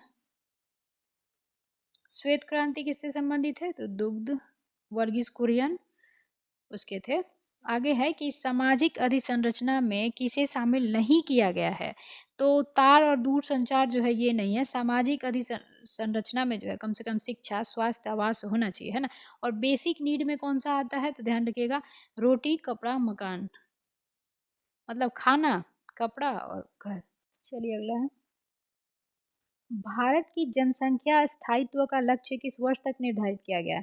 तो पहले 2045 तक रखा गया था, लेकिन अब कब हो गया है? तो ये 2070 तक हो गया है। और नेट जीरो भी हमने जो है 2070 तक लक्ष्य रखा है। अगला है कि क्या सुमेलित नहीं है? तो श्यामा प्रसाद मुखर्जी रू अर्बन मिशन जो है पिछले सेट में भी था, ये कब किया गया था? 2016 हो जाएगा। बाकी सब, अच्छा, सांसद आदर्श योजना ये 2014 में जब मोदी की सरकार आई थी तब से, ठीक है। और गुजरात में अपनाया भी जा रहा है सांसद आदर्श ग्राम योजना के तहत विधायक आदर्श ग्राम योजना बनाया जा रहा है गुजरात में। और दीनदयाल उपाध्याय ग्रामीण 2014 सही है, तो इसका आंसर है ए। चलिए अगला है, संघ वित्त आयोग के संदर्भ में निम्नलिखित में से कौन सा कथन सही है? तो जैसा कि दिया, वित्त आयोग में एक अध्यक्ष तथा 6 सदस्य होते हैं क्या? नहीं, ये गलत दिया हुआ है, 4 सदस्य होते हैं, तो ये गलत है। अगला है कि यह अपना प्रतिवेदन नीति आयोग को प्रस्तुत करता है, तो ये अपना प्रतिवेदन नीति आयोग को क्यों देगा? राष्ट्रपति को देता है। ओके, तो दोनों गलत दिए गए हैं। अच्छा, एक चीज़ और याद रखिएगा, जैसे कि वित्त आयोग, जैसे 16वां वित्त आयोग अभी देखा गया, चर्चे में रहा, तो 16वां वित्त आयोग के अध्यक्ष कौन है? अरविंद पनगड़िया है। उसके साथ साथ एक बार क्वेश्चन सदस्य भी पूछे गए थे, तो ध्यान रखिएगा, जो 16वें वित्त आयोग के अध्यक्ष के अलावा, जैसे कि अरविंद पनगड़िया के अलावा जो 4 सदस्य हैं उनका भी नाम ध्यान रखिएगा। जैसे कि देखेंगे, अजय हैं, है ना, उसके बाद एनी जॉर्ज हैं, मनोज पांडा हैं, उसके बाद सौम्या क्रांति हैं। ये नाम आप एक बार जरूर सर्च कर लीजिएगा, पूछा जाता है कभी कभी। चलो अगला है कि फरवरी 2023 में भारत के सबसे बड़े हेलीकॉप्टर निर्माण संयंत्र का उद्घाटन निम्नलिखित में से किस स्थान पे किया गया? तो ये किया गया तुमकुर, कर्नाटक। ये 2023 की बात हो रही है। अगला है कि निम्नलिखित में से कौन सी आर्थिक क्रिया नहीं है? तो स्वैच्छिक समाज सेवा जो है आर्थिक क्रिया नहीं है। किसान खेती करता है, आर्थिक आता है, ये परिवहन नौकरी है ही। चलिए अगला है, ग्रामीण अवस्थापना विकास कोष यानी कि रूरल इंफ्रास्ट्रक्चर डेवलपमेंट फंड का सृजन किसके अधीन किया गया है? तो ये नाबार्ड हो जाएगा।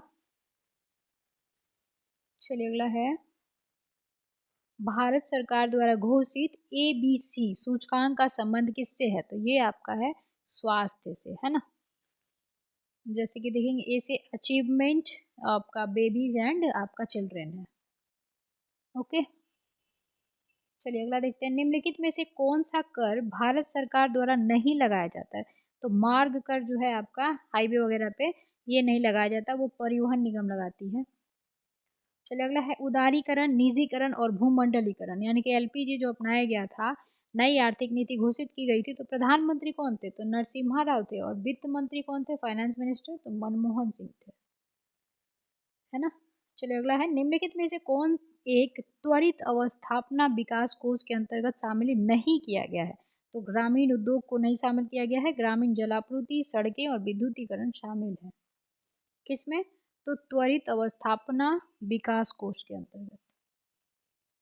निम्नलिखित में से कौन सा मोबाइल ऐप केंद्रीय ग्रामीण विकास मंत्रालय द्वारा सड़कों के रख रखाव के हेतु बनाया गया है? तो आरंभ, है ना। नांगल किसके लिए जाना जाता है? तो ये जाना जाता है आपको, नांगल जो है कहाँ पे है? तो उत्तराखंड में है। ओके, उत्तराखंड में। और इसको जो है उर्वरक के लिए जाना जाता है, ठीक है, इसका सी हो जाएगा। और नांगल उर्वरक।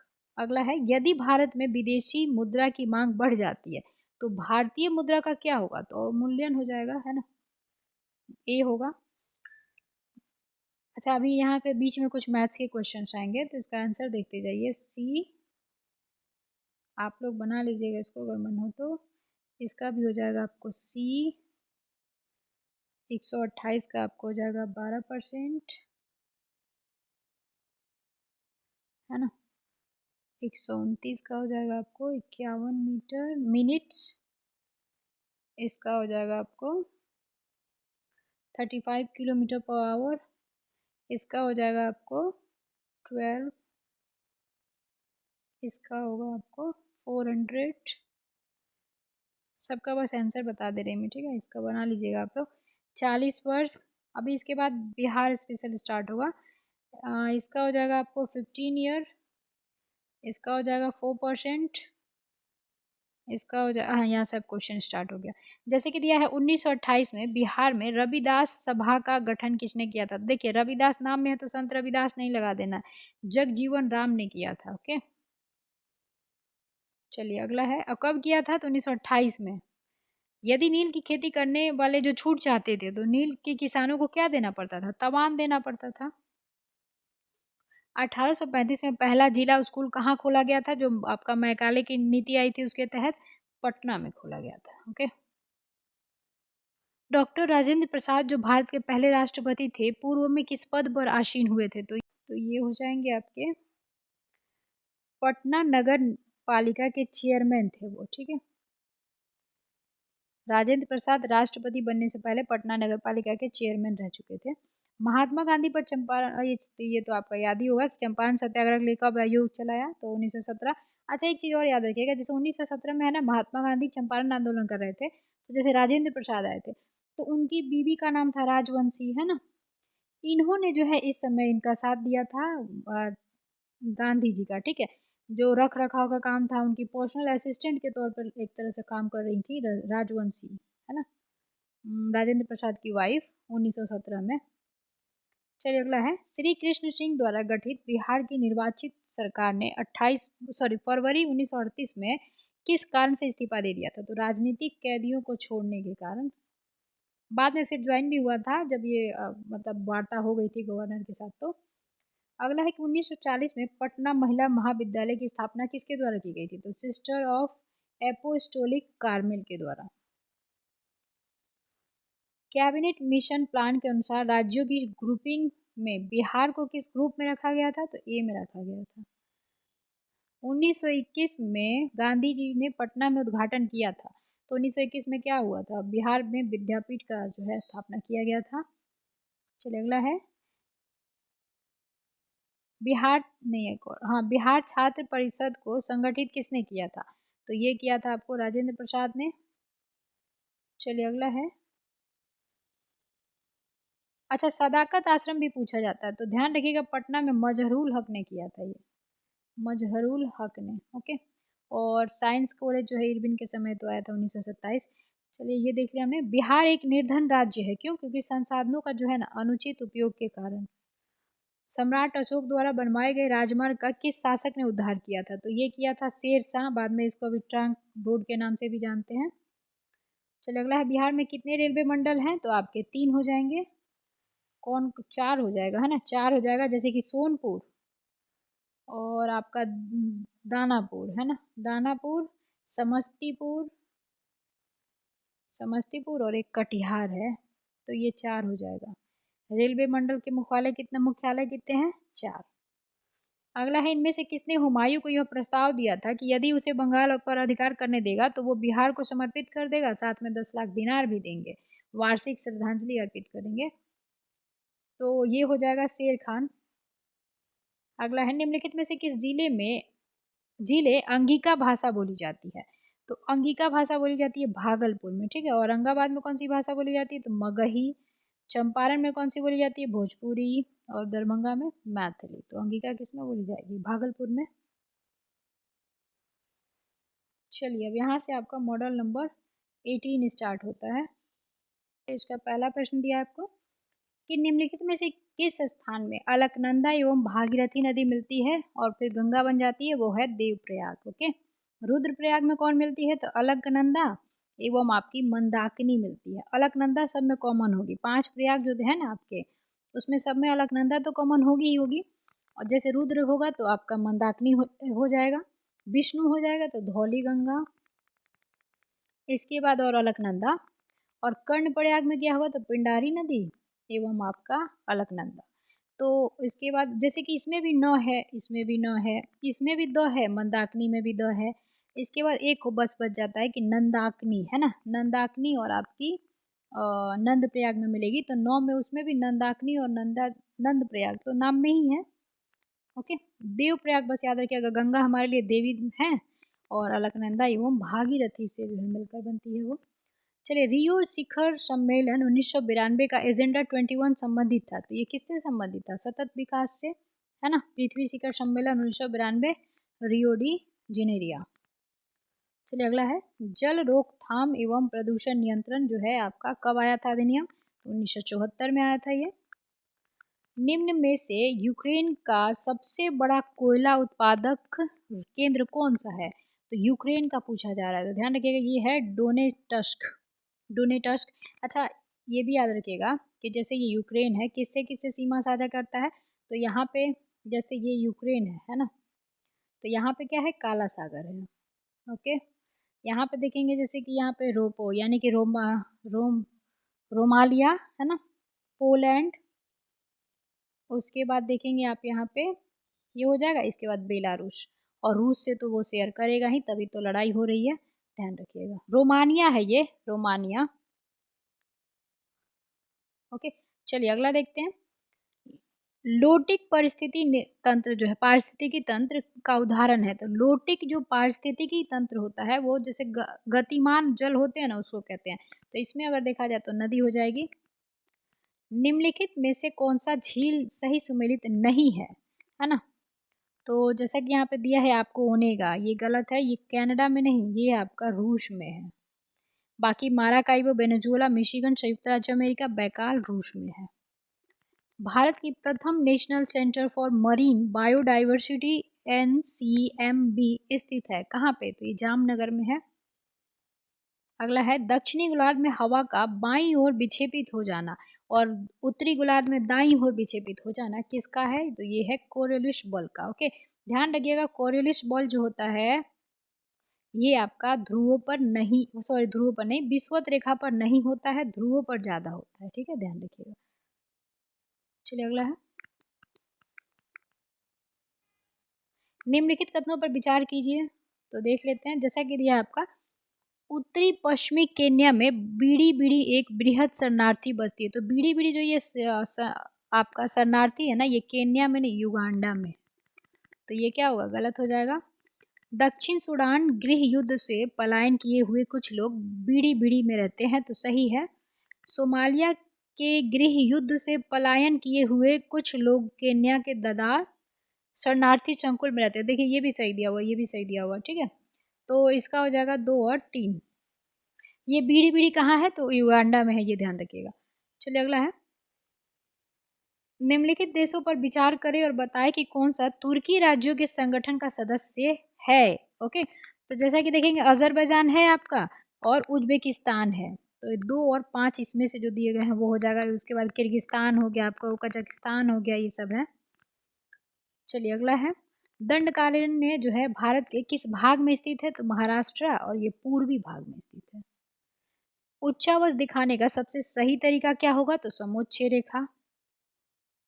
सुनामी की उत्पत्ति किसके द्वारा होती है, तो समुद्र के भीतर उत्पन्न होने वाले भूकंप से होती है सुनामी की उत्पत्ति, यानी सुनामी किसे कहेंगे, समुद्र के भीतर उत्पन्न होने वाले भूकंप को। चलिए अगला है, निम्नलिखित नदियों में से किसके मुहाने पर पक्षी के पंजे जो है की आकृति बनती है, तो देखिए 5 जो है आपका, जैसे हीरोन, ओंटोरियो, ईरी, ये सब है ना अमेरिका और कनाडा के संयुक्त रूप से जो आपके झील है, तो उसी में से ध्यान रखिएगा कि मिसिसिपी क्या है, मिसिसिपी जो है अकेला, मतलब ये पूरी तरीके से जो है अमेरिका में है, कनाडा में नहीं है ये। तो इस यही जो है आपकी पक्षी के पंजे का जो है आकृति वाला बनाती है। ओके, बाकी ये तो त्रिभुजाकार बनाती है, नील भी त्रिभुजाकार बनाती है और हांगू को चापकार बनाती है। तो ध्यान रखिएगा मिसिसिपी जो है आपका पक्षी के पंजे की आकृति वाला डेल्टा बनाती है, ये क्वेश्चन पूछा जाता है। चलिए अगला है, नदियां हैं और उनकी सहायक नदियां हैं ये बतानी है। तो जैसे कि अभी हमने देखा था कि गोदावरी, पिछले जस्ट सेट में गोदावरी की इंद्रावती पूछी जाती है, ध्यान रखिएगा। ब्रह्मपुत्र की तीस्ता बिल्कुल पूछी जाती है। कृष्ण, भीम, तो ये भी हो जाएगा। उसके बाद यमुना की चंबल, इटावा में मिलती है नदी ये चंबल से, तो इसका आंसर क्या हो जाएगा, इसका आंसर हो जाएगा आपको ए। चलिए अगला है, निम्नलिखित पर विचार करना और बताना कौन सा कथन सही है।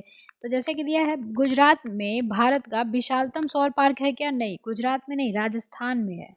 कौन सा, तो भादला, यहाँ पे लिख देती हूँ मैं, राजस्थान भादला सौर पार्क ये है सबसे बड़ा, तो ये गलत हो जाएगा। केरल में पूर्णतः सौर शक्ति अंतर्कृत अंतरराष्ट्रीय हवाई अड्डा है कोचीन, ध्यान रखिएगा, सही है। गोवा में भारत की विशालतम तैरती हुई सौर प्रकाश वोल्टीय परियोजना है, तो गोवा में नहीं, तेलंगाना में है, ठीक है, ये भी यहाँ पे गलत हो जाएगा। तेलंगाना मामा गुंडम में है, तेलंगाना मामा गुंडम, तो ये क्या होगा, 1 3 गलत है, केवल 2 सही है। ओके, चलिए अगला है, लिस्ट 1 है, लिस्ट 2 है, मिलान करनी है, तो ये सेट में मिला ही था पिछले सेट वगैरह में। सिंधु घाटी सभ्यता क्या थी, नगरीय योजना के लिए जानी जाती थी। उत्तर वैदिक वाले क्या थे, कृषक थे, और मध्यकाल वाले जमींदारी थे, और ऋग्वेद वाले चारागाह से थे, ठीक है। तो इसका आंसर क्या हो जाएगा आपको, यानी कि ए का 4 4 3 1 2 4 3 1 2 यानी कि डी आंसर हो जाएगा, ठीक है। चलिए अगला देखते हैं, भारत के निम्नलिखित राज्यों में से किसकी तट रेखा सबसे लंबी है। तो अभी जस्ट मैंने बताया कि 11,098 याद रखना है, और सबसे लंबी जो तट रेखा है गुजरात की है, फिर आंध्र प्रदेश की है। अगला देखते हैं, जनजाति मूल रूप से, मतलब ये जनजातियां जो है उनका राज्य कौन सा है, तो थारू जो है आपका उत्तराखंड, बिल्कुल सही है। भूटिया, भूटिया आपका ये गलत दिया हुआ है ना, ये गलत है, भूटिया तो गलत है। मुंडा ये झारखंड का मूल रूप से है। कोल ये भी आपका गलत दिया हुआ, तो यही है। अच्छा, एक बताना ही था मूल राज्य से, तो ये हो जाएगा उत्तराखंड। ओके, चलिए अगला देखते हैं, क्योंकि कोल तो देखिए उड़ीसा में पाया जाता है, मुंडा झारखंड के मूल राज्य है ना, और थारू और आपका भूटिया भी उत्तराखंड में पाए जाते हैं। चलिए अगला है, संयुक्त राज्य अमेरिका की बृहद झीलों का पूर्व से पश्चिम की ओर सही क्रम क्या है। अब ये आ ही गया, तो इसको याद रखिएगा, ये क्या हो जाएगा, SMHEO, ये क्या है आपका, पश्चिम से पूर्व, तो जस्ट उल्टा कर देंगे, ये हो जाएगा Ontario, eerie, Huron, Michigan, superior, ये 5 झीलें हैं। उंगली नमा झील भी कहा जाता है इसको। संयुक्त राज्य अमेरिका और कनाडा से संयुक्त रूप से है ये झील, ये वाला को छोड़ के, ये टोटली अमेरिका में है। चलिए अगला है, कैनेडियन पैसिफिक रेलवे किन 2 स्टेशनों के बीच जोड़ता है, तो ये मॉन्ट्रियल एवं वैंकूवर को जोड़ता है ना, वैंकूवर एवं वैंकूवर, हैलिफैक्स ये हो जाएगा इसका आंसर डी। ओके, सॉरी, ये मॉन्ट्रियल नहीं होगा, हैलिफैक्स एवं वैंकूवर को जोड़ता है। चलिए अगला है, लिस्ट 1 है, लिस्ट 2 है, मिलान करनी है। तो गल्फ स्ट्रीम कहाँ बहता है, ये बहता है आपको गर्म धारा है। ओके, दिया ही नहीं अटलांटिक, नहीं तो वो होता। पेरू जलधारा कहाँ पे है, तो ये बहती है आपको प्रशांत महासागर में। उसके बाद पश्चिमी वायु प्रवाह, तो ये पश्चिमी वायु प्रवाह किसका हो जाएगा, ये हो जाएगा आपको, जैसे कि दिया यहाँ पे पश्चिमी ऑस्ट्रेलियाई धारा, तो ये हिंद महासागर में हो जाएगी और ये आपका सामने ही है।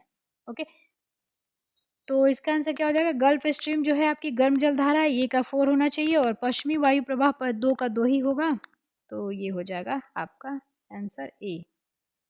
ओके, चलिए अगला देखते हैं। काजीरंगा किसके लिए जाना जाता है, तो काजीरंगा असम और एक सिंह गंडा के लिए जाना जाता है। आसवान उच्च बांध स्थित है, तो नील नदी जो है उस पे स्थित है, तो ये मिस्र में होगा, नील नदी के दिन मिस्र है। जायरे के पास करीबा है, मतलब बांध। चलिए अगला है, मानव की कौन सी क्रिया जलवायु से सर्वाधिक प्रभावित होती है, तो खनन मत्स्य उद्योग सबसे होती है, लेकिन इसमें देखें तो कृषि से ज्यादा होती है। भारत की निम्नलिखित नदियों में से कौन पश्चिमी घाट से नहीं निकलती है, तो पश्चिमी घाट से आपका जैसे कि देखेंगे कावे गोदावरी हो गई, नासिक से निकलती है, और ताप्ती नदी नहीं निकलती, ताप्ती नदी मध्य प्रदेश से निकलती है ना, मुल्ताई से निकलती है ये, तो यही आपका नहीं निकलती पश्चिमी घाट से। दामोदर घाटी निगम की स्थापना कब की गई थी, तो 1948 में। निम्नलिखित में से किस हड़प्पन नगर में जुते हुए खेत के निशान मिले हैं, तो कालीबंगन। धौलावीरा जल नियोजन के लिए जाना जाता है, 3 भागों में बटा हुआ है धौलावीरा। लोथल काहे के लिए, पतन था, है ना, इसके लिए। मोहनजोदड़ो बड़ा था इसके लिए, है ना। चलिए अगला है पाकिस्तान में, वैसे तो त्रिरत्न जो है आपका, जैसे सटीक ज्ञान, सम्यक सच्ची आस्था, सच्ची क्रिया। सटीक ज्ञान, सम्यक दर्शन, सम्यक आचरण होता है ना, वही है, उसी को चेंज करके बताया गया है। तो त्रिरत्न क्या है, किससे जुड़ा है, तो ये जैन धर्म से जुड़ा है, और बौद्ध धर्म से त्रिपिटक है। नर्तकी की कांस्य मूर्ति की प्राप्ति कहाँ से हुई है, तो मोहनजोदड़ो से हुई है, मूवी में देखा ही होगा आपने, है ना। चलिए अगला है, भारत में हड़प्पा का बृहत स्थल कौन सा है, तो राखी गढ़ी हो जाएगा, है ना। चलिए, ये ढोलावीरा नहीं धौलावीरा है। अगला है कि ऋग वैदिक जनसभा का न्यायिक कार्यों से संबंधित कौन थे, तो ये सभा हो जाएगा, सभा समितियां। अगला है कि जैसे कि दिया हुआ है और इसको मिलान करना है, अशोक के बताने हैं कहाँ पे है ये, तो जैसा कि इसमें सबसे इजी है कालसी। कालसी कहाँ पे है आपको, अच्छा सुमेलित है कौन सा ये पूछा गया। ओके, तो चलिए देख लेते हैं, जैसा कि दिया इसमें कालसी सबसे पहले उत्तराखंड में है ना, तो कर्नाटक ये दिया है तो गलत ही हो जाएगा। जौगढ़, जौगढ़ आपका है ओडिशा में, तो ये भी गलत दिया हुआ है, ये ओडिशा में है। और धौली कहाँ पे है, तो ओडिशा में ही है।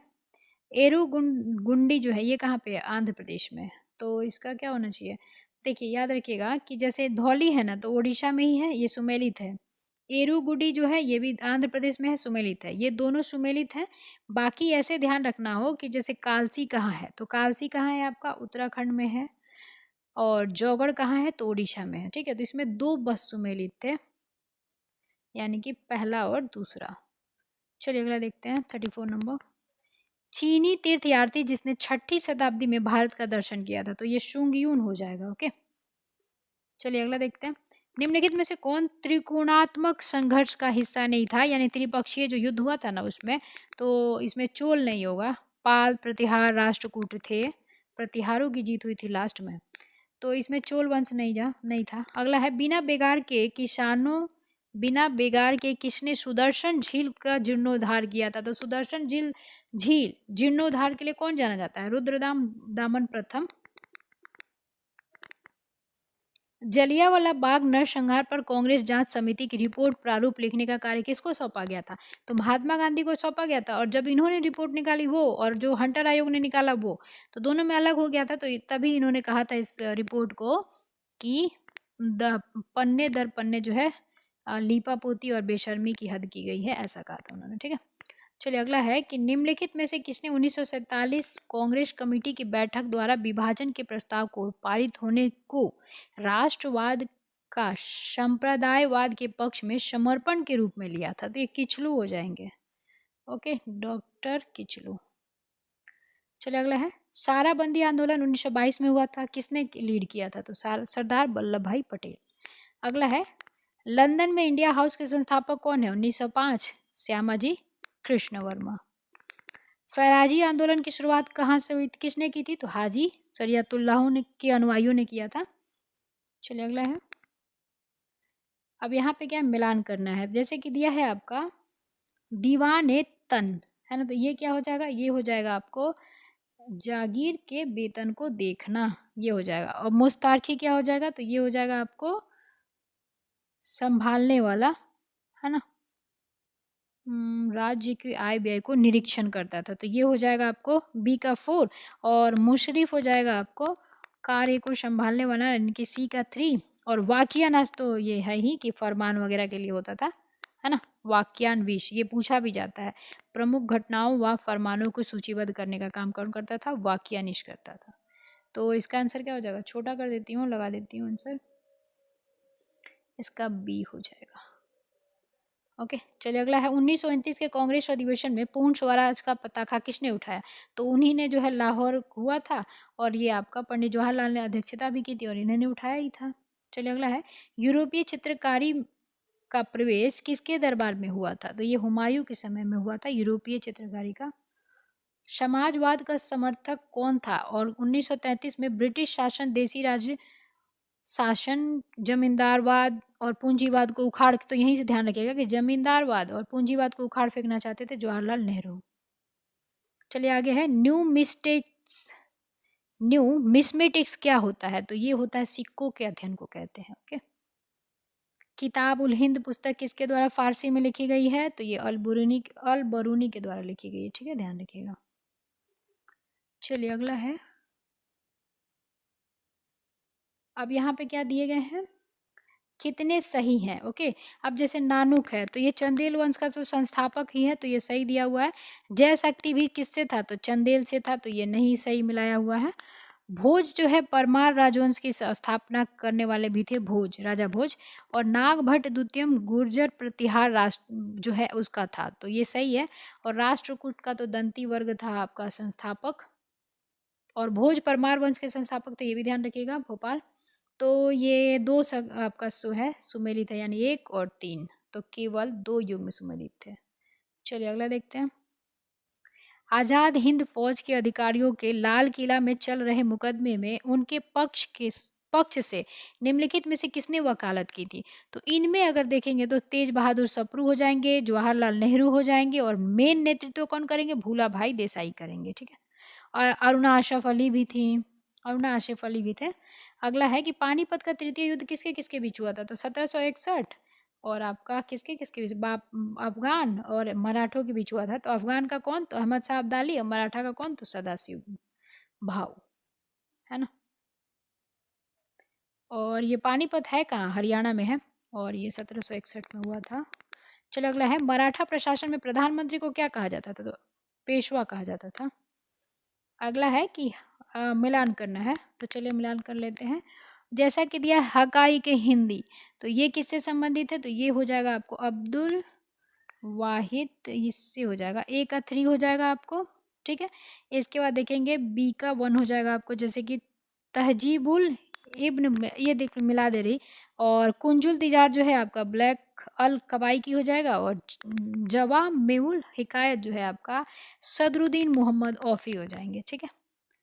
तो ये मिलान किया गया है, आप यहाँ से देख सकते हैं। इसका आंसर है आपको ए। ओके, चलिए अगला देखते हैं। गांधी इरविन समझौता 5 मार्च 1931 को हुआ था, दिल्ली समझौता भी इसको कहते हैं। चलिए अगला है, जैन धर्म के 23वें तीर्थकार कौन थे? तो चौथवें आपके 24वें कौन थे? महावीर थे। और 23वें आपके पार्श्वनाथ थे, ठीक है। पहले कौन थे? ऋषभ देव थे।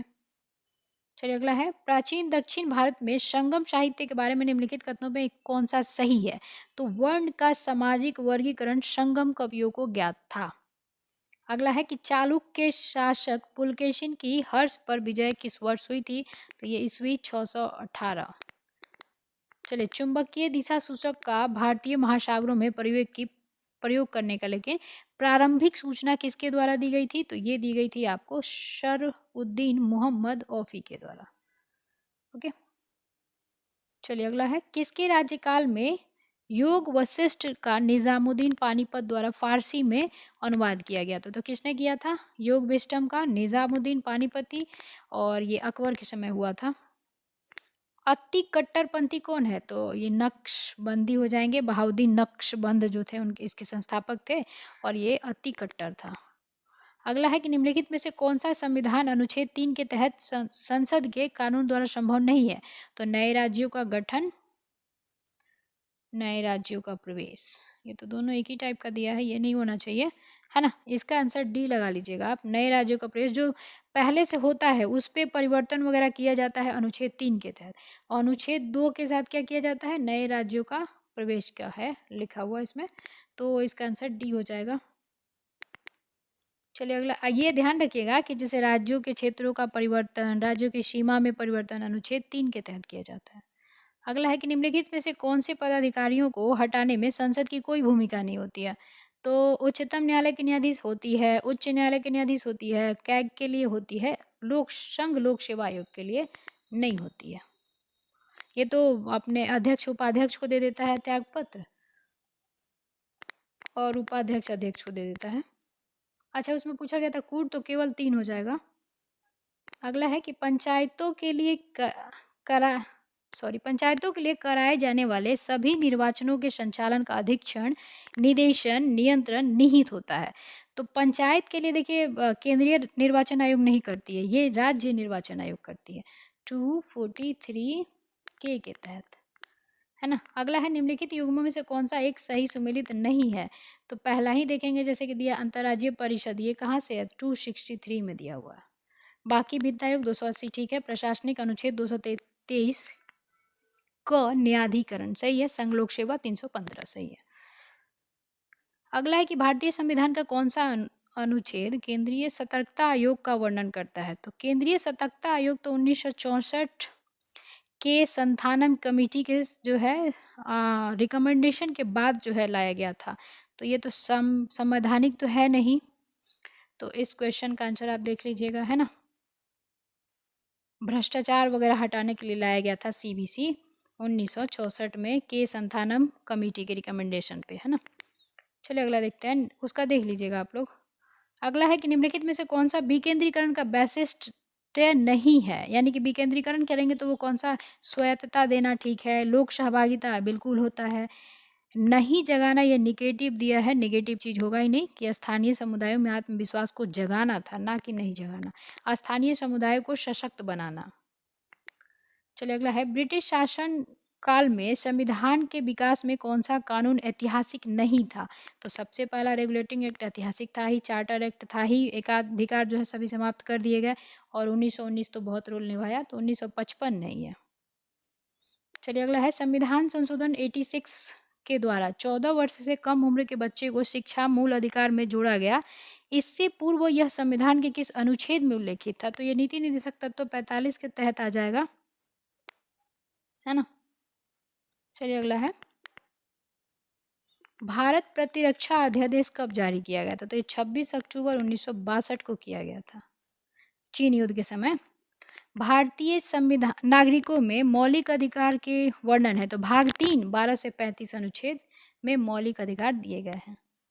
अगला है कि अनुसूचित जाति और अनुसूचित जनजाति को संयुक्त राष्ट्रीय आयोग के किस संशोधन के अंतर्गत 2 अलग अलग निकाय में कर दिया गया? यानी कि 338 और आपका 338A डाल दिया गया एक, तो ये किया गया था आपको 89 संविधान संशोधन के तहत। कब किया गया था? ये 2003 में हुआ था, और 2004 में बन गया था आयोग। चलिए अगला है कि मूल भारतीय संविधान में कितने भाग और अनुच्छेद थे? तो मूल में कितने थे? 395 अनुच्छेद, 8 अनुसूची और 22 भाग थे। भारत में राजनीतिक दलों से दल बदल की बुराई को किस संशोधन के अंतर्गत अधिनियमित किया जाता है? तो दल बदल 52 1985 10, ये याद रखिएगा, ठीक है। 10वीं अनुसूची आपका सन 1985। अगला है कि भारत के संविधान में किस अनुच्छेद में करों को केंद्र द्वारा लगाया जाता है तथा एकत्रित किया जाता है, लेकिन केंद्र और राज्य के बीच वितरित किया जाता है ना। तो ये 270। चलिए अगला है, निम्नलिखित में से कौन सा प्रावधान सही सुमेलित नहीं है? तो राजभाषा भाग आपका 17 सही है।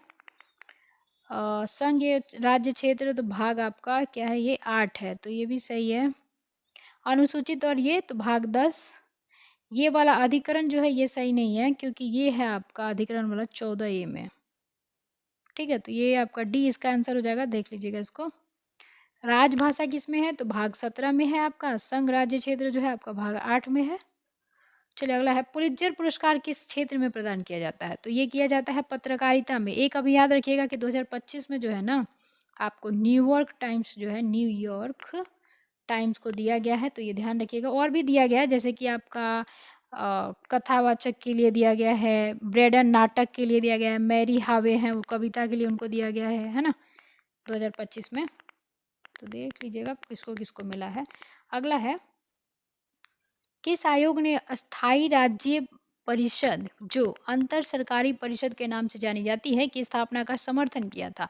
तो ये सरकारी आयोग 1983 से 1988 तक इसी ने किया था और केंद्र और राज्य के संबंधों को बताया था। ठीक है, राज्य के अधिकार के भाग के रूप में निम्नलिखित में से कौन सा बिना हथियार के शांतिपूर्ण ढंग से इकट्ठा होने की स्वतंत्रता आपको दी जाती है?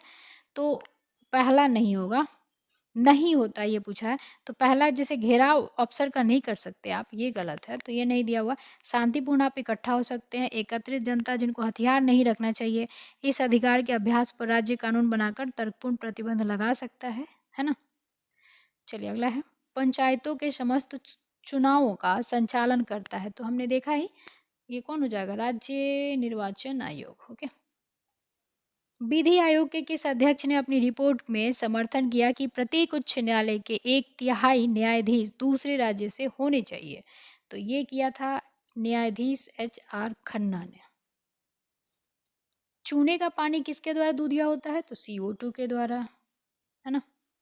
पेट्रोल और डीजल जो है अधूरा जलेगा तो CO बनेगा, यानी कार्बन मोनोऑक्साइड।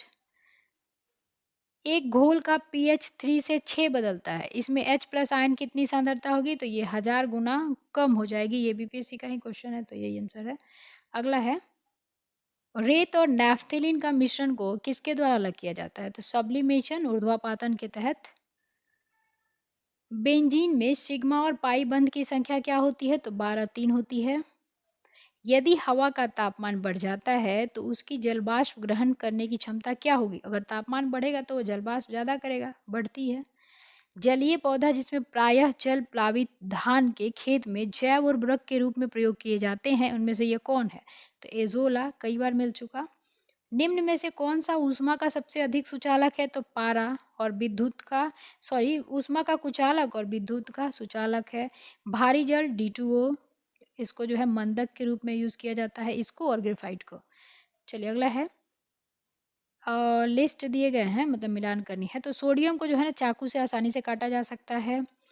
पारा जो है कमरे के तापमान पे द्रव में रहता है। चांदी क्या है? विद्युत का अच्छा सुचालक है। सीसा क्या है? ऊष्मा का कुचालक है। तो इसका आंसर हो जाएगा A का 4, A का 4 2 3। चलिए इसका आंसर हो जाएगा आपको A का 4 2 1 3, है ना, 2 1 3। ओके, चलिए अगला है, निम्नलिखित में से कौन सा कृत्रिम पदार्थ नहीं है? तो ये हो जाएगा फाइब्रोइन। ये आपका कृत्रिम नहीं है, प्राकृतिक है। चलिए अगला है कि आकाश नीला लगता है क्योंकि, तो जब भी रंग की बात होगी प्रकीर्णन हो जाएगा। तो लघु तरंग दीर्घ तरंगों की अपेक्षा वायुमंडल द्वारा अधिक प्रकीर्ण होता है। ठीक है, दक्षिण गंगोत्री स्थित है कहाँ पे? तो भारत का शोध केंद्र है, अंटार्कटिका में स्थित है। सबसे पहली यही बनी थी, दूसरी मैत्री बनी थी और तीसरी आपकी भारती बनी थी, जो सबसे न्यू है। ये सभी तीनों कहाँ है? अंटार्कटिका में है। अति चालक का लक्षण क्या होगा? उच्च पारगम्यता। जल से बाहर निकाल लिए जाने पर मछलियां मर जाती हैं, क्यों? क्योंकि वो श्वास नहीं ले पाती हैं। जैव विविधता शब्द किसने दिया था? तो ये वाल्टर रोजन ने दिया था। ये कैसे याद रख सकते हैं? जैव विविधता के लिए ऊष्मा और जल, वर्षा दोनों की जरूरत होती है। तो वाटर लगा है इसमें, रोजन। चलिए अगला है, निम्नलिखित की उपस्थिति के कारण पीतल का रंग हवा में फीका पड़ जाता है। तो ये हाइड्रोजन सल्फाइड की वजह से। ओके, चलिए अगला देखते हैं। मनुष्य के शरीर का सामान्य तापमान क्या होता है? तो 37 डिग्री सेल्सियस 98 F होता है। थैलेसीमिया एक वंशानुगत बीमारी है जो कि निम्नलिखित को प्रभावित करती है। किसको? तो खून को, रक्त को। एंजाइम क्या होते हैं? प्रोटीन होते हैं। निम्नलिखित में से कौन सा पहला सफल क्लोन जंतु था? तो भेड़ था। इसका नाम क्या रखा गया था? डॉली, जो कि अभी देखेंगे 2003 में मृत्यु हो गई इसकी, और 96 के करीब जो है इसको बनाया गया था। किसने बनाया था? तो स्कॉटलैंड ने बनाया था। ठीक है, ध्यान रखिएगा। चलिए अगला देखते हैं। अगला है प्रकाश वर्ष निम्नलिखित में से किसकी इकाई है? तो ये दूरी की है। निम्नलिखित में से कौन सा प्रोटीन का सबसे अच्छा स्रोत होगा? तो मूंगफली हो जाएगा। एक शुष्क सेल जो होता है निम्नलिखित में से किनका इलेक्ट्रोलाइटिस की तरह इस्तेमाल करता है? तो ये पीपीएससी का है ही प्रीवियस ईयर। अमोनिया क्लोराइड एवं जिंक क्लोराइड। अमोनिया क्लोराइड एवं जिंक क्लोराइड जो है शुष्क सेल में इलेक्ट्रोलाइटिस की तरह यूज किया जाता है। चलिए अगला है, किसी पिंड का अधिकतम भार कहाँ पे होगा? तो निर्वात में तो नहीं होगा, वायु में होगा। ओके, इसमें आंसर हो जाएगा आपका वायु में। डॉक्टरों द्वारा जो रोगी व्यक्ति के पेट, जो एंडोस्कोप होता है ना, उसका यूज किया जाता है, तो वो किस पे डिपेंड करता है? तो पूर्ण आंतरिक परावर्तन पर निर्भर करता है ये। ठीक है, व्यक्ति के पेट आंतरिक परीक्षा हेतु प्रयुक्त अंतर्देशीय एंडोस्कोप होता है, वो प्रकाश के पूर्ण आंतरिक परावर्तन पर निर्भर करता है। परम शून्य ताप क्या है? तो ये 273 डिग्री सेल्सियस होता है, सैद्धांतिक रूप से न्यूनतम संभाव तापमान। अगला है, निम्नलिखित में से किनके बीच की औसत दूरी खगोलीय एकक कहलाती है? तो वो पृथ्वी और सूर्य हो जाएगा। कोबाल्ट 16 पर कोबाल्ट 16 जो है आमतौर पर विकिरण चिकित्सा में प्रयुक्त होता है, क्योंकि यह उत्सर्जित क्या करता है? तो गामा किरण। कोबाल्ट 16 गामा किरण, याद रखिएगा। चलिए अगला है, पाराबैंगनी विकिरण को अवशोषित करने वाला जो ओजोन का परत है, ये किस वायुमंडल में पाया जाता है? तो ये कई बार एग्जाम में मतलब सेट में मिल गया। समताप मंडल 15 से 35 किलोमीटर के बीच में। ठीक है, ये भी ध्यान रखना है। और आपका ओजोन दिवस कब मनाया जाता है? तो 16 सितंबर को मनाया जाता है। O3 को नापा किस में जाता है? तो डाप्शन में। इतना काफी है, आगे चलिए। सूखी बर्फ क्या है? तो ठोस कार्बन डाइऑक्साइड हो जाएगा। अगला है कि निम्नलिखित में से व्यवसाय का सामाजिक उद्देश्य है। व्यवसाय का सामाजिक उद्देश्य क्या होता है? नवाचार करना, रोजगार सृजन करना, व्यवसायिक समन्वय, जोखिम प्रबंधन। तो इसमें देखेंगे आप हो जाएगा, सभी होना चाहिए क्योंकि अच्छा तो है ये। व्यवसाय समाज का, तो व्यवसायिक समन्वय हो सकता है इसका, है ना। इसको देख लीजिएगा आप लोग। अगला है कि नीली क्रांति किससे संबंधित है? तो ये मछली से, मत्स्य क्रांति। मानव पूंजी में बढ़ता हुआ विनियोग अग्रसारित नहीं करता है। तो अग्रसारित नहीं करता है, तो मानव पूंजी जब बढ़ेगा तो संसाधनों का समुचित प्रयोग, उत्पादकता में वृद्धि, कुशलता में विकास, या बेरोजगार में वृद्धि। तो ये बेरोजगार में वृद्धि नेगेटिव दिया है, यही आंसर है आपका। निम्नलिखित राज्यों में से किस राज्य में सांसद आदर्श ग्राम योजना के संकेत विधायक आदर्श ग्राम योजना चलाया जा रहा है? तो ये चलाया जा रहा है आपको गुजरात में। ठीक है, निम्नलिखित में से कौन सा भारत भूमि सुधार का हिस्सा नहीं है? तो जमींदारी प्रथा का उन्मूलन, भूमि जोतों को अधिकतम सीमा का निर्धारण करना, काश्तकारी सुधार, बहुफसलीय योजना नहीं है। तो यही आंसर है। अगला है कि निम्नलिखित युग्म में से कौन सा सही सुमेलित नहीं है? जैसे कि दिया है औद्योगिक वित्त, सिडबी, सामाजिक सुरक्षा उपाय, भारत निर्माण, ग्रामीण शाखा, नाबार्ड, ग्रामीण रोजगार, SJSRY। तो यही सुमेलित नहीं होगा, ग्रामीण रोजगार जो ये दिया है यही सुमेलित नहीं होगा, है ना। चलिए अगला देखते हैं। अच्छा, इसमें व्यवसाय दिया था तो ये हो सकता है कि जैसे रोजगार सृजन करना, है ना, इसका हम जा सकते हैं अपन इसके साथ। रोजगार सृजन करना, व्यवसाय अगर होगा तो सामाजिक उद्देश्य क्या होता है कि रोजगार सृजन हो। चलिए अगला है, औद्योगिक विकास में मानव संसाधन का योगदान के संदर्भ में निम्नलिखित कथनों में कौन सा सही है? तो जैसा कि देखेंगे, आर्थिक विकास का जनसंख्या वृद्धि पर प्रभाव, बिल्कुल। जनसंख्या वृद्धि का आर्थिक विकास पर प्रतिकूल, तो एक दूसरे के ये व्युत्क्रमानुपाती हैं, तो दोनों हो जाएंगे, है ना, दोनों प्रभाव पड़ाएंगे।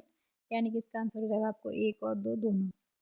अगला दिया है कि निम्नलिखित युग्मों में से कौन सा सही सुमेलित नहीं है? तो इसमें देखेंगे जैसे कि नरेगा कब हुआ था, तो 2009 से देखेंगे उसको मनरेगा के नाम से जानते हैं, ठीक है। तो नरेगा 2003 में नहीं आया था, 2005 में आया था और चालू हुआ था 2006 से। अभी 86,000 करोड़ इसके लिए जो है आवंटित किए गए हैं अमाउंट मनरेगा के लिए। और बिहार में 245 रुपये में बजट दिए जाते हैं, 100 दिन का डेट उसमें रहता है देने का, ठीक है। 15 किलोमीटर के अंदर 1/3 महिलाएं उसमें होती हैं। चलिए आगे देखते हैं। निम्नलिखित में से कौन सा अर्थव्यवस्था में जनसंख्या वृद्धि का प्रतिकूल प्रभाव नहीं है? प्रतिकूल प्रभाव नहीं है तो ये हो जाएगा आपको जोतों के आकार में कमी, ये वृद्धि दिया है तो ये नहीं होगा। कार्यकारी जनसंख्या के आकार में वृद्धि, प्रतिकूल प्रभाव मतलब उल्टा कह रहा है तो ये नहीं होगा। चलिए अगला है, हरित क्रांति नई कृषि व्यूह रचना का परिणाम था जो 20वीं सदी में प्रारंभ की गई थी। तो 1966 में किया गया था, तो 7वें के दशक में। The challenge of world poverty पुस्तक किसने लिखी है? तो ये लिखा है गुन्नार मिडल ने। The challenge of world poverty पुस्तक किसने लिखी है? गुन्नार मिडल ने। भारत में जनगणना का कार्य सर्वप्रथम कब किया गया था? तो 1872 में पहला हुआ था लॉर्ड मेयो के समय में, लॉर्ड रिपन के समय जो है नियामक किया गया था, जिसमें सन यही दिया हुआ, तो यही हो जाएगा बी। चलिए अगला है, निम्नलिखित वस्तुओं में से कौन सी एक राष्ट्रीय खाद्य सुरक्षा मिशन के उत्पादन बढ़ाने के उद्देश्य में सम्मिलित नहीं है? तो जैसे मोटे अनाज दिए गए हैं ये सम्मिलित तो रहेंगे ही, है ना। तो इसमें हो जाएगा आपको तिलहन नहीं होगा, ठीक है। चलिए अगला देखते हैं। निम्नलिखित में से कौन सा भारतीय अर्थव्यवस्था का प्रमुख लक्षण है? तो मिश्रित है, निजी एवं सार्वजनिक का कंबाइन। राष्ट्रीय ग्रामीण पेयजल कार्यक्रम एक हिस्सा है, किसका है? तो भारत निर्माण का, 2005 आया था। यहाँ से मैथ्स के क्वेश्चन होंगे तो इसके आंसर लगते चलेंगे, आप देख लीजिएगा।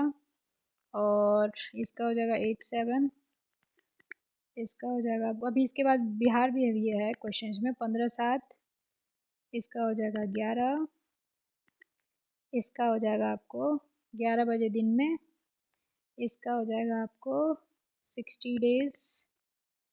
चलिए अगला देखते हैं, इसका हो जाएगा आपको इसका 2 होगा, ठीक है, इसका 2 है। इसका हो जाएगा आपको 7 मीटर, अरे 7 मीटर। इसका हो जाएगा आपको 24,000। स्किप कर लिया कीजिए ये आंसर, बस मैं लगा देती हूँ, जिसको बनाना होगा उसके लिए आप लोग थोड़ा सा बढ़ा के आगे देखिए, उसमें जी का शुरू हो जाएगा। चलिए यहाँ से आ गया। सुधा कोऑपरेटिव की स्थापना, सुधा कोऑपरेटिव की स्थापना जो है किस IAS अधिकारी ने की थी? तो ये किया था आपको रामचंद्र सिन्हा ने। ओके, ध्यान रखिएगा ये वाला। कब किया था? तो 1983 में किया था।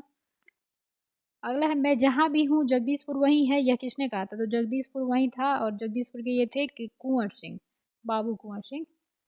1857 की क्रांति। बिरसा मुंडा के अनुयायी उन्हें किसका अवतार मानते थे? धरती आबा कहते थे उन्हें, और इन्होंने सिंगा बोबा की जो है पूजा, एक भगवान की पूजा करने की जो है रिकमेंडेशन दिया था बिरसा मुंडा ने, ठीक है। और इनको धरती आबा के नाम से जाना जाता है। बाइकॉट और स्वदेशी आंदोलन के समर्थन में किस संस्थान ने गोल्डन लीग नामक जो है संस्था की स्थापना की थी? तो गोल्डन लीग देवघर, है ना। पटना से प्रकाशित होने वाला प्रथम अंग्रेजी अखबार कौन सा था? तो द बिहार हेराल्ड, गुरु प्रसाद सेन हो जाएंगे। और इंडियन नेशन कहाँ से होता था? तो ये भी पटना से होता था। हिंदू पैट्रियाट कौन है? तो इसके हैं आपके गिरीश चंद्र, है ना, गिरीश चंद्र। ओके, और दिया बिहार हेराल्ड, गुरु प्रसाद सेन। बिहार का प्रसिद्ध नृत्य जाना जाता है? तो विदेशिया जाना जाता है, नृत्य सबसे प्रसिद्ध है।